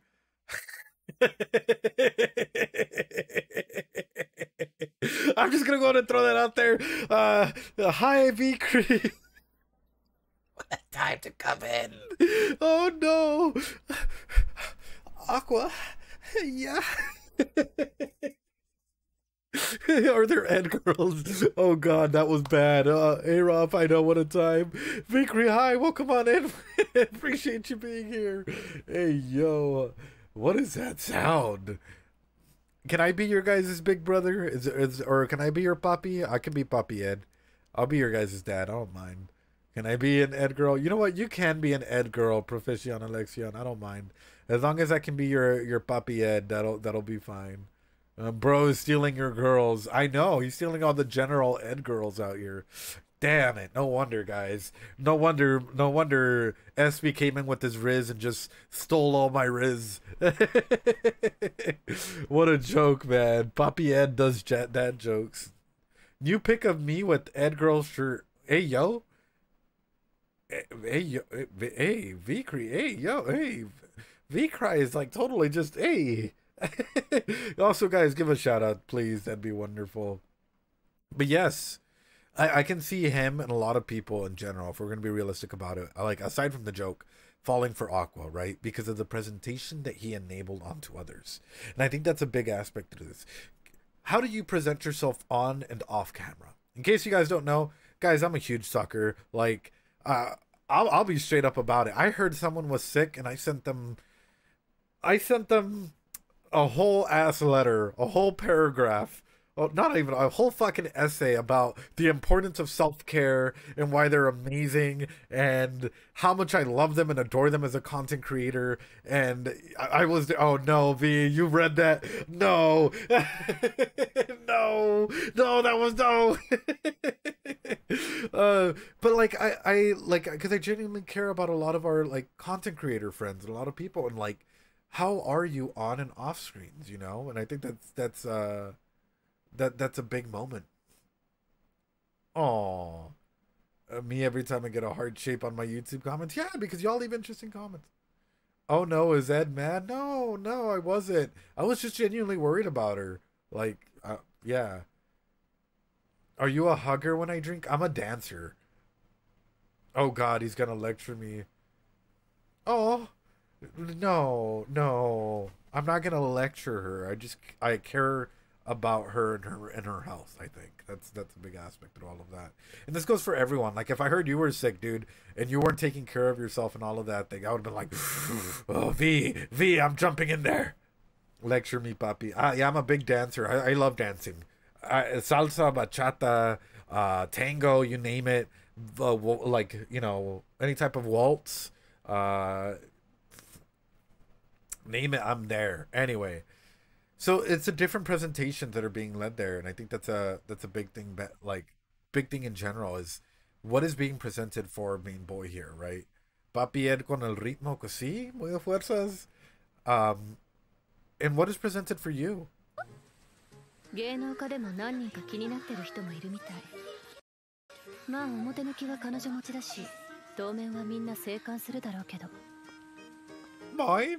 実際今勝ちの注目度はかなり高くて、兄の今後に関わる大きな番組になったのだろうけど、それは B 小町にも大きな影響を与えた。メムチョ加入によって私たちのチャンネルは Hold on. すごくそれっぽい動画を作れるようになった。There's a little bit of a dirty talk. Ed girls but not ed boys. ¿Por qué no los dos? Why not both? Guys. Out of context, their subtitles look a little dirty. I'm not gonna say it though, but I'll do it quick and be done with it. Maybe I'll try doing it too. But that's a bit. Oh God. Smart, honestly. I mean, what sells, right? Out of context situations, sadly. No. I'm actually being realistic. For example, if I were to be like, oh wow, let me be a Discord e-kitten for a second here, and yeah, oh, where are my little mods to help me, or some silly shit like that, versus me just being like, hey yo, mods, can you guys help me out? That clip is probably gonna outsell me, or like, you know, or be thrown out there a lot more than me just being like, hey mods, help me out, or whatever, right? Because people want to go ahead and stay for like those highlighted moments and aspects like that. Put them back on. Never. So like that's a big thing through that. Even in the conversations that you do have, are there moments that you're leading up to a big moment, a big impact scene, or maybe a clippable scene, which people can take away from and have fun? It's a self-fulfilling prophecy. Exactly, Silver. Put those ears, yeah. You know what? Just because V said it, and if Puppy was here, I would find my doggo ears, but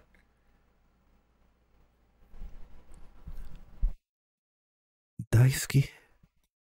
Yeah. There you go. Better? Alright, I'll have them on for the rest of this. Only Eds. Oh god. Hey yo. Alright, let's go.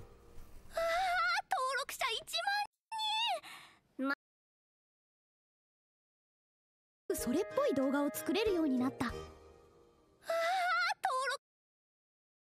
have more subs than us, Senor Pingüino. Senor Pingüino. I just felt fucking roasted. They've already beat us. They've already beat us, chat. Oh no. They have 3,000 more subs than us, and they just started. No. Oh fuck that! God, that kills me, man. Oh. Oh, go get him. What are you guys talking about? Start the poll. Arof, what do you mean, Justicia? Oh man. But realistically, I'm glad that all three of the girls, the power dynamic there is nice at the moment, which I actually find amazing that all three girls are working together. They're putting out content, and it seems as though they're getting along. Because that's sort of a key area of growth and importance and everything that, like, what the fuck, guys? 58 of you guys, 88% of you guys want me to go pick up Senor Pingüino. Guys, have a good night, Missing Legs. I appreciate you. Puppy's gonna be blonde, oh, I thought you said Puppy's gonna be blonde. I was about to be like, wait a minute, what?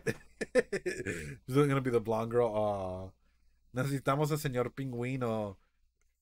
If you guys reach 90%, I'll go grab him. Simple as that. If you guys manage to hit 90% of the ball, I'll go grab him. But aside from that, like, one of the big things is, Ed, ¿qué te parece ponerle un mini paracaídas? Did you throw him? Yeah, I did. Because he promised, he lied to the channel here, you know. He lied to the canal here. Gasp, no.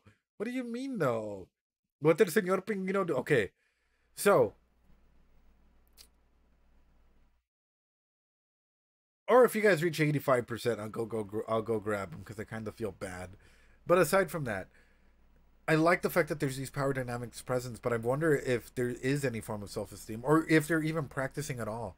Like, I'm sorry, let's say that I form a group with V and Puppy and you know, Kyle's and all of these people, and it's like essentially the I guess the demi-humans and the wizard, right? That type of a thing. And we're like, we're gonna be your next idol, but we've never actually like come together and or like idol K-pop idol group type thing, right? But we've never come together to work on something. I think that's gonna be rough. Like, the first thing I would do is I'd be like, all right, who can sing? V, can you sing? Oh my, that hit so hard, right? Or I'd be like, yo, Kyle's, can you sing? I'm trying to, yeah. I can play drums. I'm a percussionist. I'm a trained percussionist. I can play everything from, you know, oh, fuck, 85%. I'll go grab him. So, like, the point is, like, do they even know their strengths and their weaknesses? And this is something that you would go ahead and start up with, right? This is something that you would go ahead and, like, talk to and consider, and all of these things, like, what are we good at? What are we not good at? Especially considering that they want to go ahead and be an idol group. Let me go get Señor Pingüino real quick.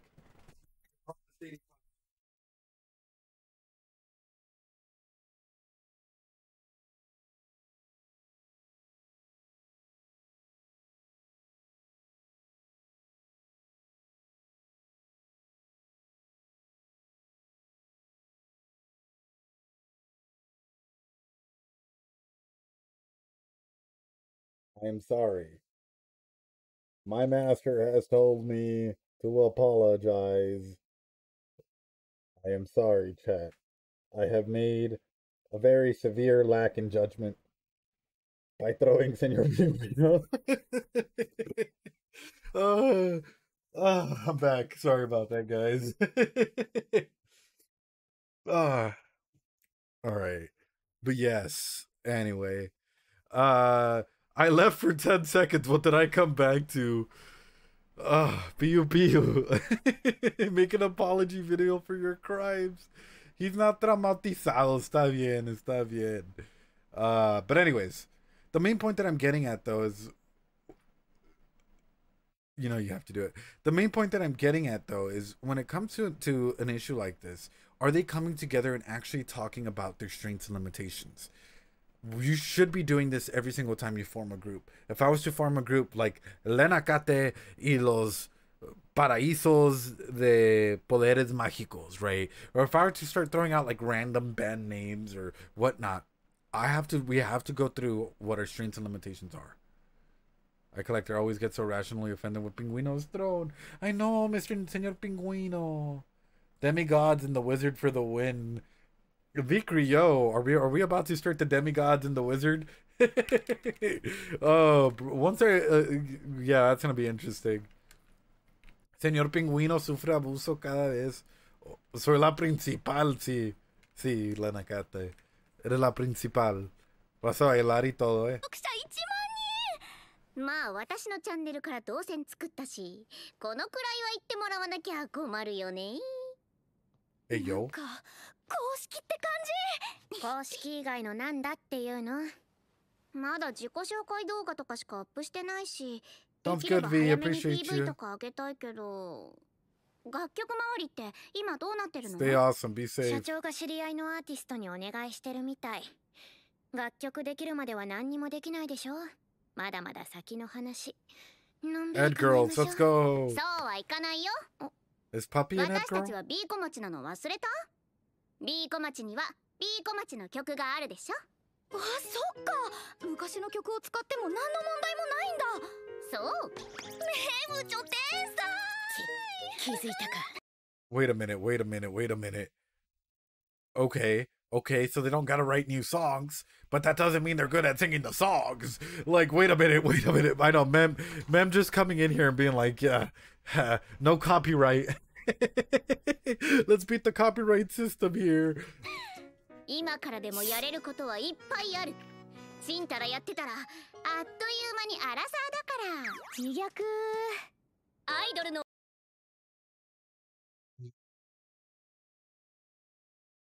You didn't have to go that hard, man. I'm only a couple years away from 30, dude. You didn't have to go that hard. What the fuck happens when you're 30? Jeez. Men makes it out to be that, like, once you turn 30, that's it. It's game. Game, set, match, dude. Oof. お仕事その1。アイドルの花であり、最もしんどい部分。ダンスの振り入れ、始めるよ。始めるよ。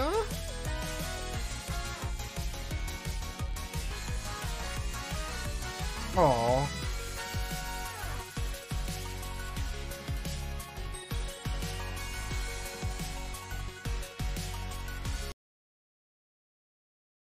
My heart. When she was a kid and she was practicing all alone to now. When she was a kid and she was practicing at, like, you know, at night and doing everything alone as she was trying to mimic the dance moves. And I was just watching, probably imagining her daughter grow up and have friends and... Oh, my kokoro. My kokoro is... Oof. Baking soda. What the fuck? I love Idol. Baking soda. B. And who should be the main girl? I did not need that. Who should be the main girl?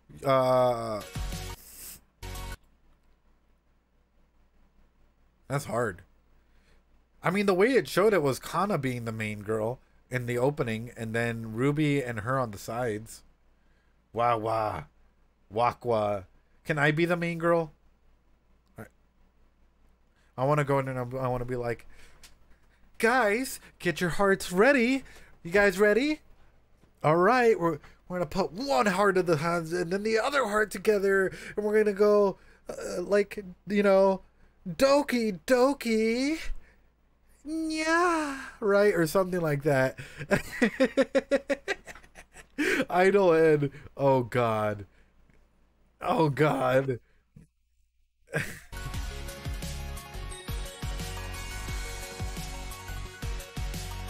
Moi cute. 映像で残ってる振り付きの30曲。まさか全部覚えろなんて言わないわよね。So you pick a set list. So what I would do as a director is we would narrow this down to a set list instead of memorizing everything. If you're going to debut, we're going to memorize a set list and we're going to know the amount of time that you have left, right? With that, we also have to go ahead and make this a performance that for you yourself have an aspect of going ahead and knowing. So the set list has to be something that's powerful, that's memorable, and that you have an aspect of going ahead and showing. Not necessarily everything all at once. So what we start doing is we start doing something like, all right, out of the 3 individuals here, let's say it's Melody, DNA, and Awaken, right? Because I just saw Awaken pop up. All right, guys, we're going to memorize 4 songs because that's the maximum amount of time that we have for any set performance that you're probably going to do anywhere. Because there's usually opening, closing idol groups and so on and so forth. So now that we have that, you guys have to shine in these songs. You guys have to not just that. You guys are using the name of Bikomachi members, so people are probably, or the name Bikomachi, so people probably already have an expectation as to what that limit of a performance was. So that means you guys got to shine back and say, hey, you know what? Bikomachi is back, baby. You guys got to have that passion, something that radiates. What do you mean, Ed? 30 songs, go. Oof. No, because you gotta do it in a little bit and make sure that it's like memorable, right? Because people will remember that. ドロータ2人のモチベーションにこっちは合わせられないわよ。なんでアイドルやるなんて言っちゃったんだろう。 Please, for the love of God, for the love of God, Señor Pingüino, please don't whisper in my ear, sweet little nothings. I swear to you, if in this moment where her self-esteem is low, where her self-esteem is, you know, she's like, how can I not compare myself? If you're Kana and I see Aqua, just be like, I brought you this, reminded me of you. You're incredible. You don't need to compare yourself to others. Build yourself up. My Kokoro goes hard. You know, whatever. I swear to fucking God, I'm gonna flip because that means that like, because her self-esteem is low. This is. Oh, Pingüino es. Realmente es como podrías notar. Oh God.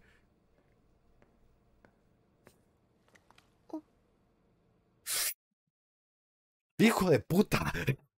Vete de aquí, el diablo. ¿Quién le habló al diablo?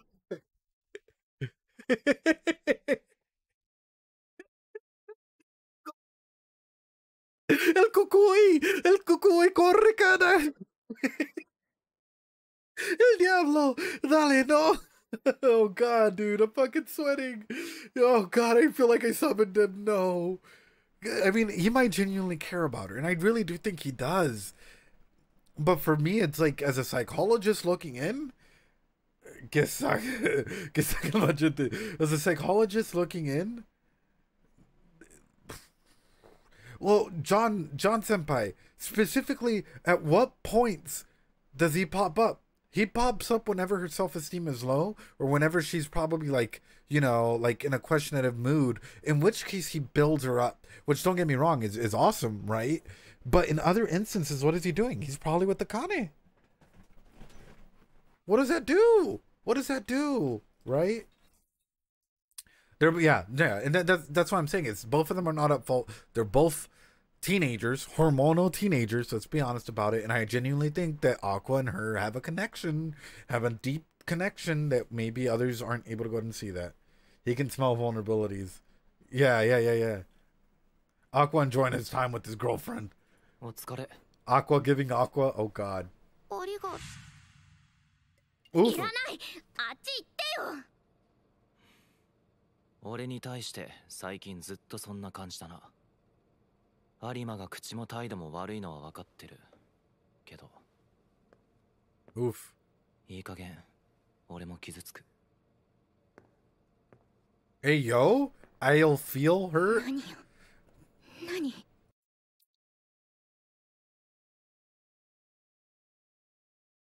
Bro, you can't do that.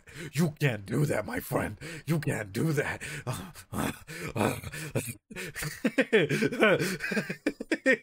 No. Oh, I feel like that's it. Malvado. This is novella status, guys. I think it might have been both.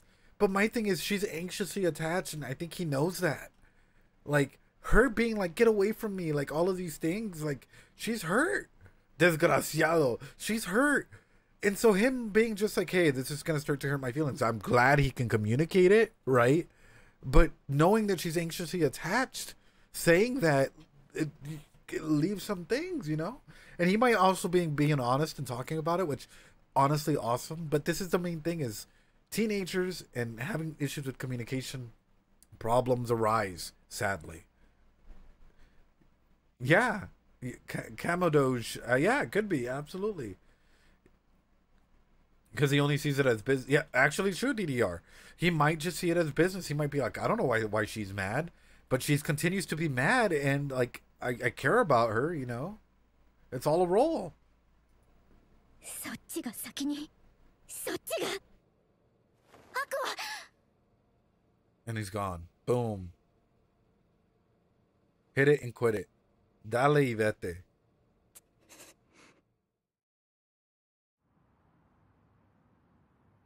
Anxiety's building up. I'm waiting for the big moment where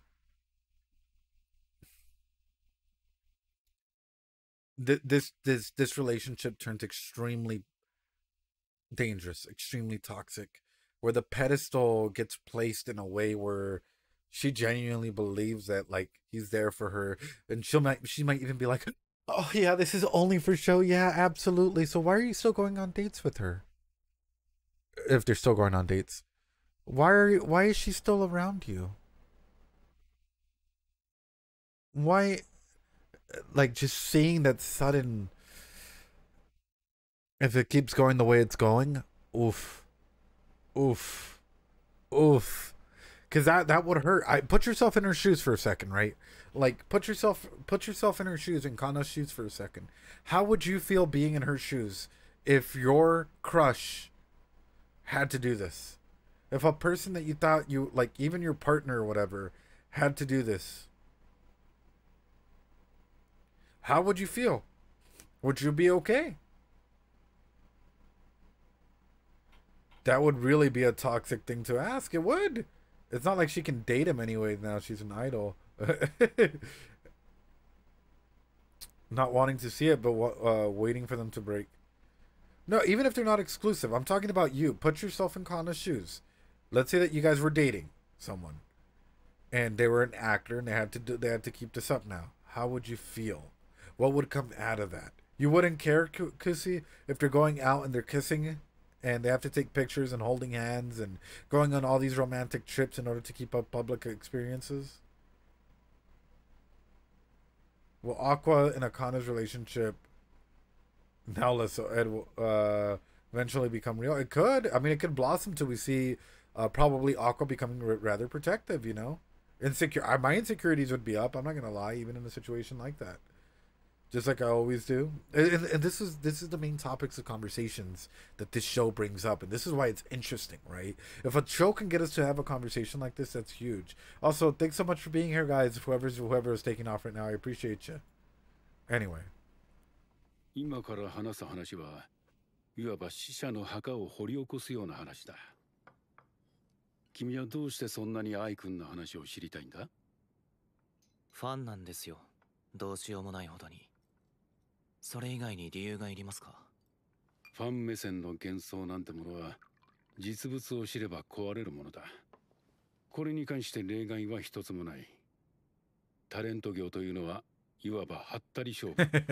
魅力的な素材が魅力的な嘘をつくことで現実には存在しないようなカリスマを演出する。就活でいい Is that Riz that doesn't exist in reality, those eyes? Hold on. Did he just explain why? Wait a minute. Oh, my dude out here just... They reach another... Wait a minute. My dude just reached another level of, like, greatness here. Hold on. Like, what the fuck? 就活でいい企業に入るためにやっているようなことを僕たちはビジネスでやっているわけで。だとしても僕は知りたいんです。ファンというならなおのこと知らない方がいいのに。ままならないものだね。True. 愛くんとは縁があって、いろいろ仕事を振っていたのは以前話した通り。その頃の彼女は田舎から出てきたばかりの芋娘でね。プロ意識も低いし、周囲と馴染もうとせず、安いだけで似合いもしない服を着てThank you for the inspiration. I've been interested for a long time. And you pushed me to take that step. Oh, no Tatsuo, dude. Well, I'm glad. Hold on, dude. You deserve nothing but love. I'm dropping some Doritos for you, especially if you decided to join the field of psychology. You're amazing. Holy shit, dude. I wish you nothing but luck and the best in the field. Like, you're amazing. Hell yeah. Hell yeah. And for anyone that actually decides to go onto the field for psychology. Dude, that's so awesome. Fuck yeah. If anyone that decides to, like, go into the field and improve the field and, you know, grow on the field, that's... You guys are... I'm gonna back it up, but holy shit. Hell yeah, dude. Well, there we go. Hell yeah. Doritos in the chat for everyone. その頃の彼女は田舎から出てきたばかりの芋娘でね。プロ意識も低いし、周囲と馴染もうとせず、休みだけで似合いもしない服を着て現場に来るような子供だった。Oh yeah. で、何かの一助になればと思い、僕がある劇団のワークショップを紹介した。ワークショップ？僕が大学の頃入ってたところなんだけどね。劇団ララライっていうあかね君。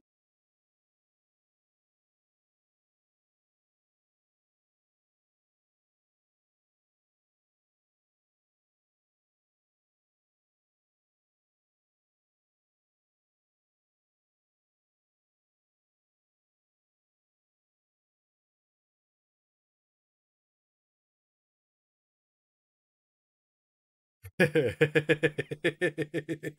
took me a solid second. Está cochinando.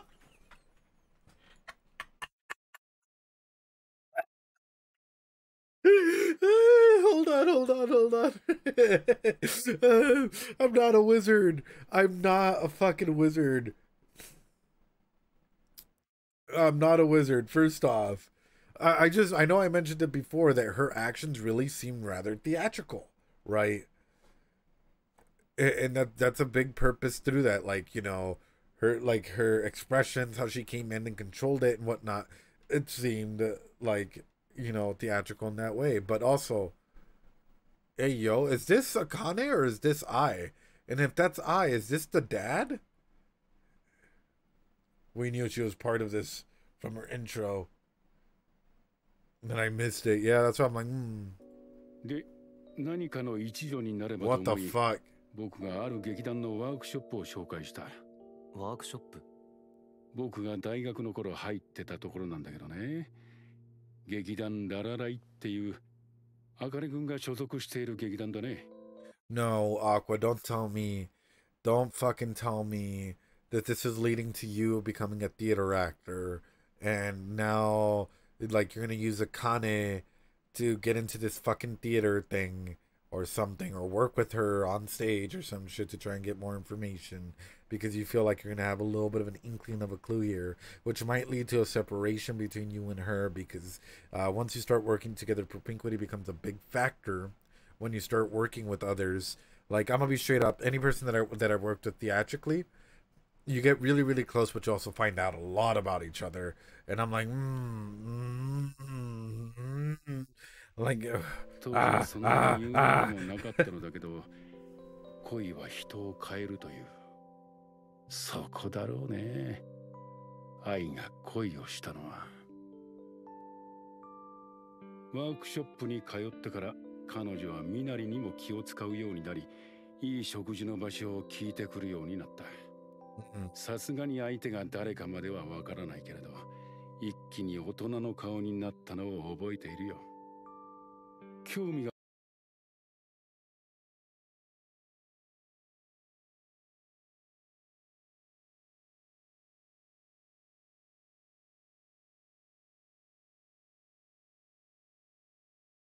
Sir? Sir? What do you mean by that?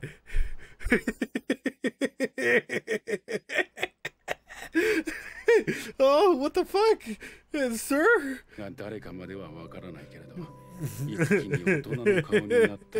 But I do remember how she suddenly had the face of a grown woman. Sir? Calling the cops now. Hold up. Wait a minute. That's so fucking wild. Oh, I'm losing my shit internally.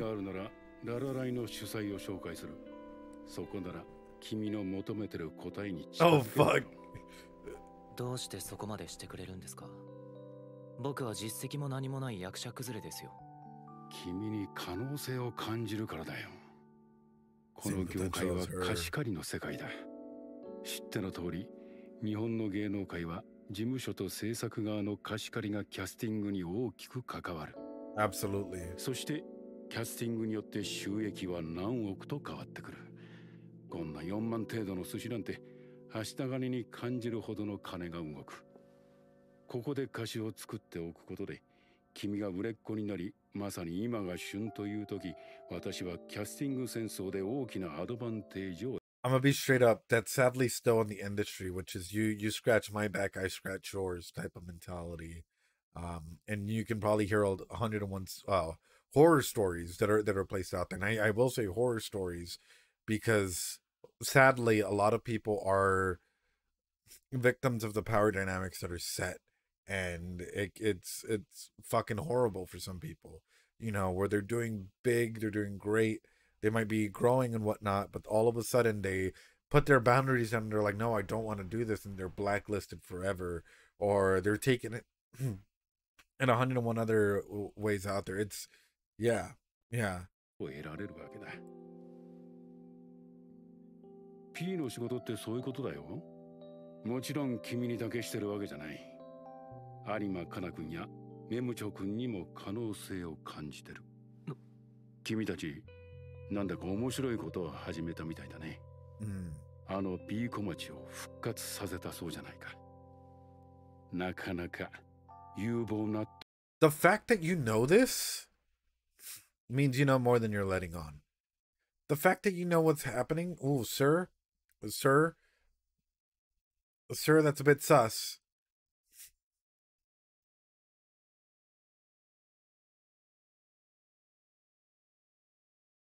But you might just be in line with Aqua here. Hold on. Because you and Aqua might just come into being in play, considering both of your power dynamics might turn out to be very similar in the way you approach situations. If we get Director Kun in here, and we have you, Aqua, and Director Kun all together, y'all might form something very fucking formidable at this point in time, yeah? Why would he not know? He knew of Ai, so Bikamachi's on his... I'm talking about specifically drawing interest to that. You know, like, I understand using it as a way of, like, talking to Aqua about like the power dynamics presence, but it comes off as interesting that he's so involved in it, because you would think that like suffering a major trauma of losing someone, you would put some distance or some hate on someone trying to revive something that you loved, or someone that you loved that like did something, right? You would try and put a little bit of distance, a little bit of things. But for him, no, that sparks curiosity and it sparks more of an interest. So I'm wondering if he's also on the case of like trying to figure some stuff out. I wonder if like as a character, for me, this is leading me to understand this guy is probably looking at different things. Like he's still being a producer or whatever, but maybe he's also doing some internal investigations of his own. That as well. 投資対象だと思っているよ。まさか。ジャパンアイドルフェス？うん。今勝ちでお世話になったプロデューサーがコネあって。He was at the funeral. 興味があるならねじ込んでくれるって。JIF って来月でしょ？無理。全然準備できてないじゃない。Bro, this... What? Oh, fuck. Oof, my one weakness, I ain't gonna lie. Oh... Shirts like this, brother. Easy. Hold on, guys. We gotta cool off for a second. As much as he talks about just doing things, okay, you guys can't tell me that shirts like this look wonderful. First off, I know I gotta hydrate. Y'all ever seen those Virgin Killer sweaters or whatnot? That the strings to make Aqua go this far. Could be. Like those Virgin shirt sweater things are amazing, dude. Stop it. Get some help, dude. Yes. Nickmer, yes. Wait, what? Virgin shirts. Sweaters or whatever they're called. Yeah, the sleeveless sweaters are amazing. Also, yeah, remember to stay hydrated, guys. Grab the bonking stick. Hey, yo, when my mod's telling me that. Yeah, I'm gonna go ahead and grab myself some water. Hold on, guys.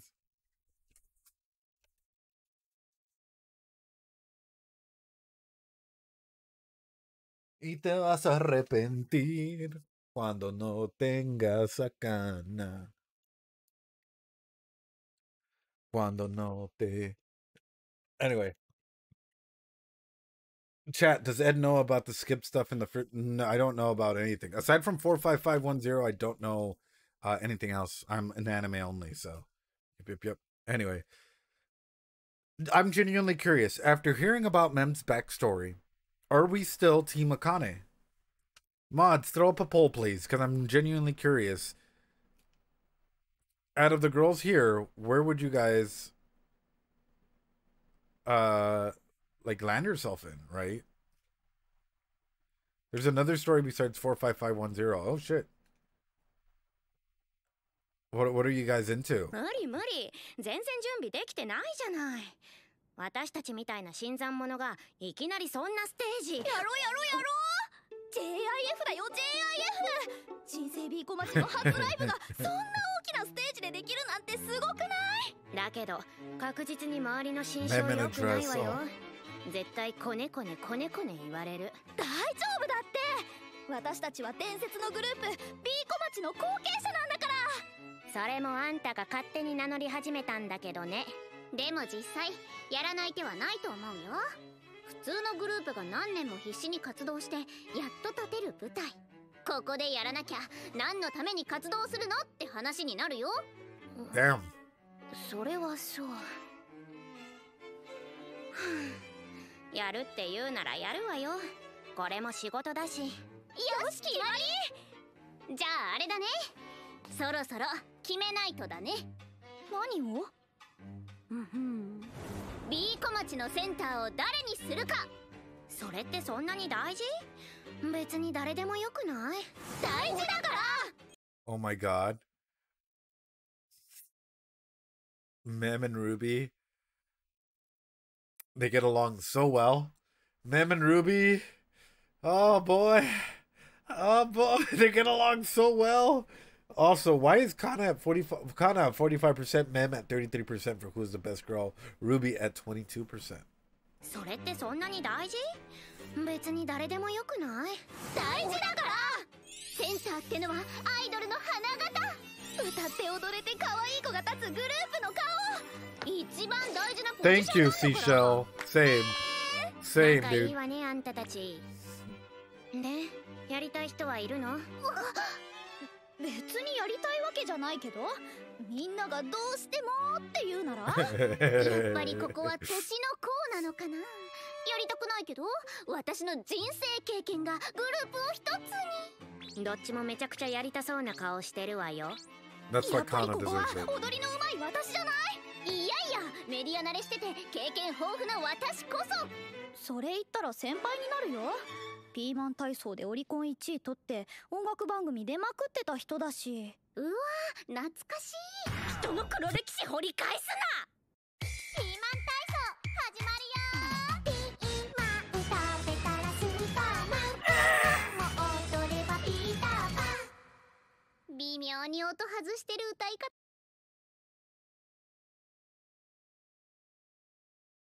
So cute! Oh my goodness!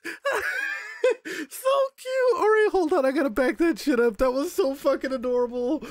Guys, alright, let's drop some fucking Doritos for Kana here. Oh my god. Protect. We gotta go back. We gotta rewatch this. Hold on. Hold on. Guys, get your Doritos ready. ピーマン体操でオリコン1位取って音楽番組出まくってた人だし。うわ懐かしい。人の黒歴史掘り返すな。ピーマン体操始まるよ。ピーマン食べたらスーパーマン。もう踊ればピーターパン。微妙に音外してる歌い。I can't. Kana was just fucking adorable. I can't. Kana was just fucking adorable. Oh. My heart. Just as a kid. Oh. Bell peppers. Bell peppers everywhere. Bell peppers everywhere, ladies and gentlemen. We gotta. 相方がさ、ねえ、子供らしくて可愛かった。幼稚園で踊らされたな。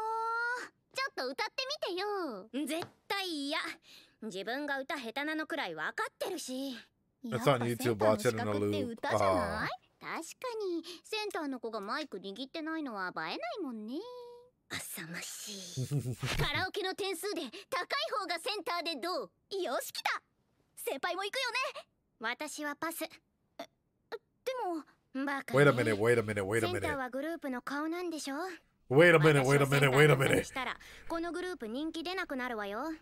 そんなこ Oh, と no, no, no, エ no. ビデンスが十分すぎるくらいあるのよ。一発屋の子役時代が終わった後もこの業界でしぶとく生きてた私がただ演技だけやってたと思う？いろんな分野に手を出してみたけど Hold 人気 on. は出ず、 Wait, 子 wait, 役 wait, 時 wait. 代の名声で仕事をくれた会社に赤字を出させまくったくせにちゃっかりギャラはもらってご飯食べてきた私よ。つまるところ有馬かなに客はついてないわけなのよ。 Oh. こんな口悪くてすれてる女に金出したくないってのはめちゃくちゃ同意。あ、そういえば今日アマのドラマも赤字だったんだっけ？メムチョは登録者数めちゃくちゃ多いし、あんたも顔だけはすこぶるいいし、そ Oh. の初々しさがウケると思うわよ。 Someone hug her, それ please. に人から好かれるのってあんたたち Well, it's not so much pessimism as it is self-esteem. This is someone whose journey, like repeatedly, this is what when we talk about core schema, has been validated to herself that she is not worth others, right? That she was only worth something in her childhood. But then after her childhood, after her innocence went away, it's like, oh, she's tainted. She's the one that, like, whatever she touches goes to red, isn't there. Your self-esteem plummets. And it's not so much about being pessimistic. It's just about, hey, you have a core schema that has, like, literally been, like when you're trying to examine the evidence as to why you're good, it's been shown time and time again because you're only looking at things through, like, a red flag perspective as to why that can be a lot. So, like, that had nothing to do with Aqua. That had to do with herself, you know, and her own journey through life. And that happens to a lot of us, where sometimes, for example, how many of you guys feel like failures, right? Or like you're not enough? Where did that thought come from? That probably didn't come because you're a pessimistic thinker. That came because at some point in your life, trauma happened to you, and that came all the way through, right? Once you find that core schema and you start addressing it, though, and you start figuring out, like, okay, maybe I'm examining things, only the negatives, and, like, disqualifying the positives and whatnot, you start saying, wait a minute, it's not so much about, like, only being centered in one form of thinking as it was like, hey, there was trauma that happened, and I wasn't able to properly express myself. Yep. That's why, like, I won't categorize people into good or bad or anything like that, because I treat them like people. Like, if Kana were to come into therapy, this is an aspect that I would legitimately try and go ahead and do, right? Which is talking about the core schemas that are present there and trying to go ahead and, like, break it down step by step. Because it's like, okay, if, for example, if you think that you are worthless, or if you think that, like, you know, you're not worth it or whatever, why? And I would be that annoying therapist that would be like, why? But why? Tell me more, why? You know, and try and get them to repeat themselves. Once we get to that point, we can start working and, like, so you thought of yourself like this because as a kid, you were always told that you were worthless despite being the only one that held up all expectations. Yeah, well, that's the thing, fine, is seems. Some people might smile the brightest, but might be the most depressed. When it comes to emotional states, this is why it's always good to have that open communication, is when it comes to emotional states, we can't go off of just the physical, like, appearances, because someone might be, like, super duper happy, right? But they're really, really good at masking. So it just depends as to how good they've been at masking or repressing their feelings or so on, that, like, you're able to go ahead and identify things just off of the physicality. Which is an interesting concept in of itself, right? I smile the most when I'm anxious. Yeah, some people do. Like, when I'm having a bad day, I try and be extra cheerful just to help others out, make sure that they're having a good day, to, like, ease in the day. But for most, dude, it can be really, really difficult. She is still self-burning her. It is a problem. She's taking TV shows, things granted for reality. Well, Shake, dude, for a majority of people, that would happen. Like, I like, even in the industry, you would probably take that at face value as well, right? Because you have this belief, like, you know, at the end of the day, if you have an anxious attachment style, the way that Kana presents, you would probably get anxiously attached, and if your partner starts doing stuff, it's like that becomes reality, and all these cognitive distortions and everything at play. Yeah. Anyway. みたいに素直で可愛い子なのよ。私みたいに面倒でひねくれた女じゃなくてね。私は賑やかし程度に思ってくれればいいから、カラオケでも何でも二人でセンター決めて。なんか最近の先輩卑屈じゃない？嫌なことでもあった？別に。 Because here's my thing, and here's where I'm really interested in. To me, this will prove everything, and this will prove whatnot. If Aqua were to come in here and say something lovely or positive to her, and all of a sudden she's in the best fucking mood ever, like, yes, let's go sing karaoke mood, blah, blah, blah, blah, blah. Like, she just switches 180%. The anxious attachment style is like at 100, and I'm immediately calling it, this is unhealthy. And like, literally, it can turn extremely manipulative and 110% off of that. Even unintentionally, right? It doesn't have to be intentional manipulation. Even unintentionally, what I'm saying is like, for her, this is an extremely unhealthy environment to be in. And that's why I'm like, this is 大丈夫だって。なかなか人を褒めない兄ですら先輩のこと可愛いって言ってたじゃん。面倒にひねくれてもないって。でもそれ今勝ちでメムチョにも言ってたし。面倒でひねくれた女だな。ああ言えばこれと付き合う男は大変だろうな。まあ芸能人って面倒な人ばっかだし。てかこの二人アクアが声かけて入ったんだよね。Yep. だんだん兄がどういうタイプの女が好きなのかが見えてきて。I want to say what type of girls your brother's into. I would say what kind of people. Why is your brother picking your band members? That's the real question I would have. I'm just saying, why is your brother picking your band members? You know, that's the real question I would ask. My bro's into older short-haired girls based. なんかやだわ。後で来てね。Control and stuff, yeah. よくその点数で勝負に乗ってきたね。そっちだって下手馬の部類じゃん。アイドルは個性。下手馬でも商品価値はあるし、下手なのはもうどうしようもないじゃん。下手な子がちょっとずつ上手くなっていくのをリアルタイムで追える喜び、これを私はファンに提供しようと思ってるんです。And by the way, they are growing. I will state this, right? Is all of them are growing together, which is what I find beautiful about group aspects and stuff like that. That's why I'm like, yes.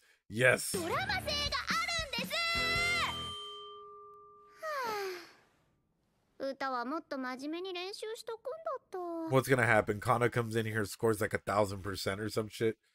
お互いよ特訓だね。同じ土俵に持ち込まないでもらっていいかな。ちょっと休憩にしよう。だね。息抜きになんか軽い曲。先輩のピーマン体操でも歌おうか。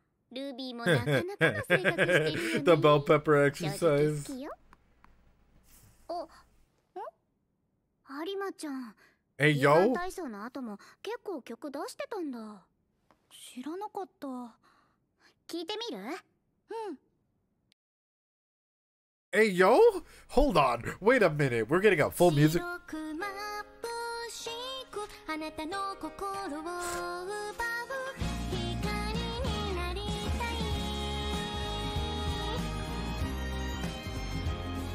Oh.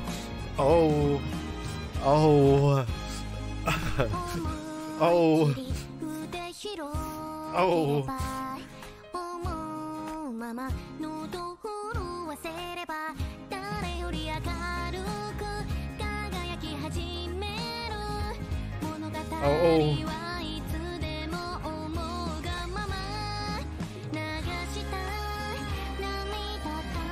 She's so good.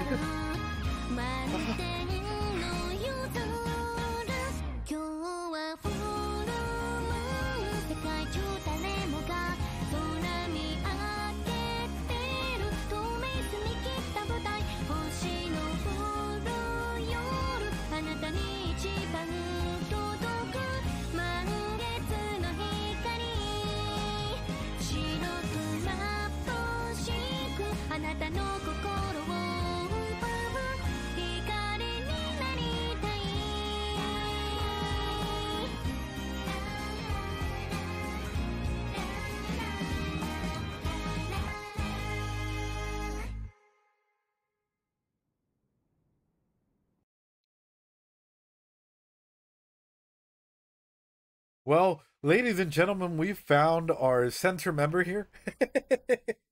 Holy bananas, like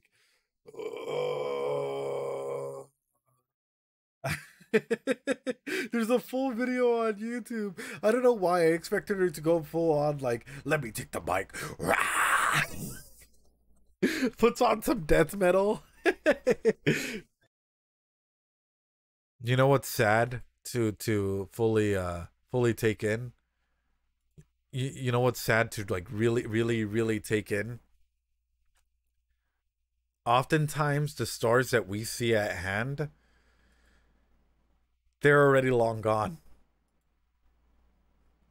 So maybe the star that are radiating at this moment are long gone as well. Averona, yo, thank you so much for the contribution towards the camera. I appreciate it a ton. You're an absolute goat. I hope you know that from the bottom of my heart. Thank you. You're wonderful. But yes, guys, it's like just taking that in, take that moment in and just like reflecting off of it. I'm like, holy bananas, that's wild. That's like absolutely wild. And the more that I think about it, the more that my brain is just absolutely flabbergasted and dumbfounded and everything. With that though, guys, how are you guys doing? I hope you guys had fun. Guys, if you're on YouTube, hey, make sure to hit that like button and subscribe. I suck at promotion, so all promotion helps and whatnot.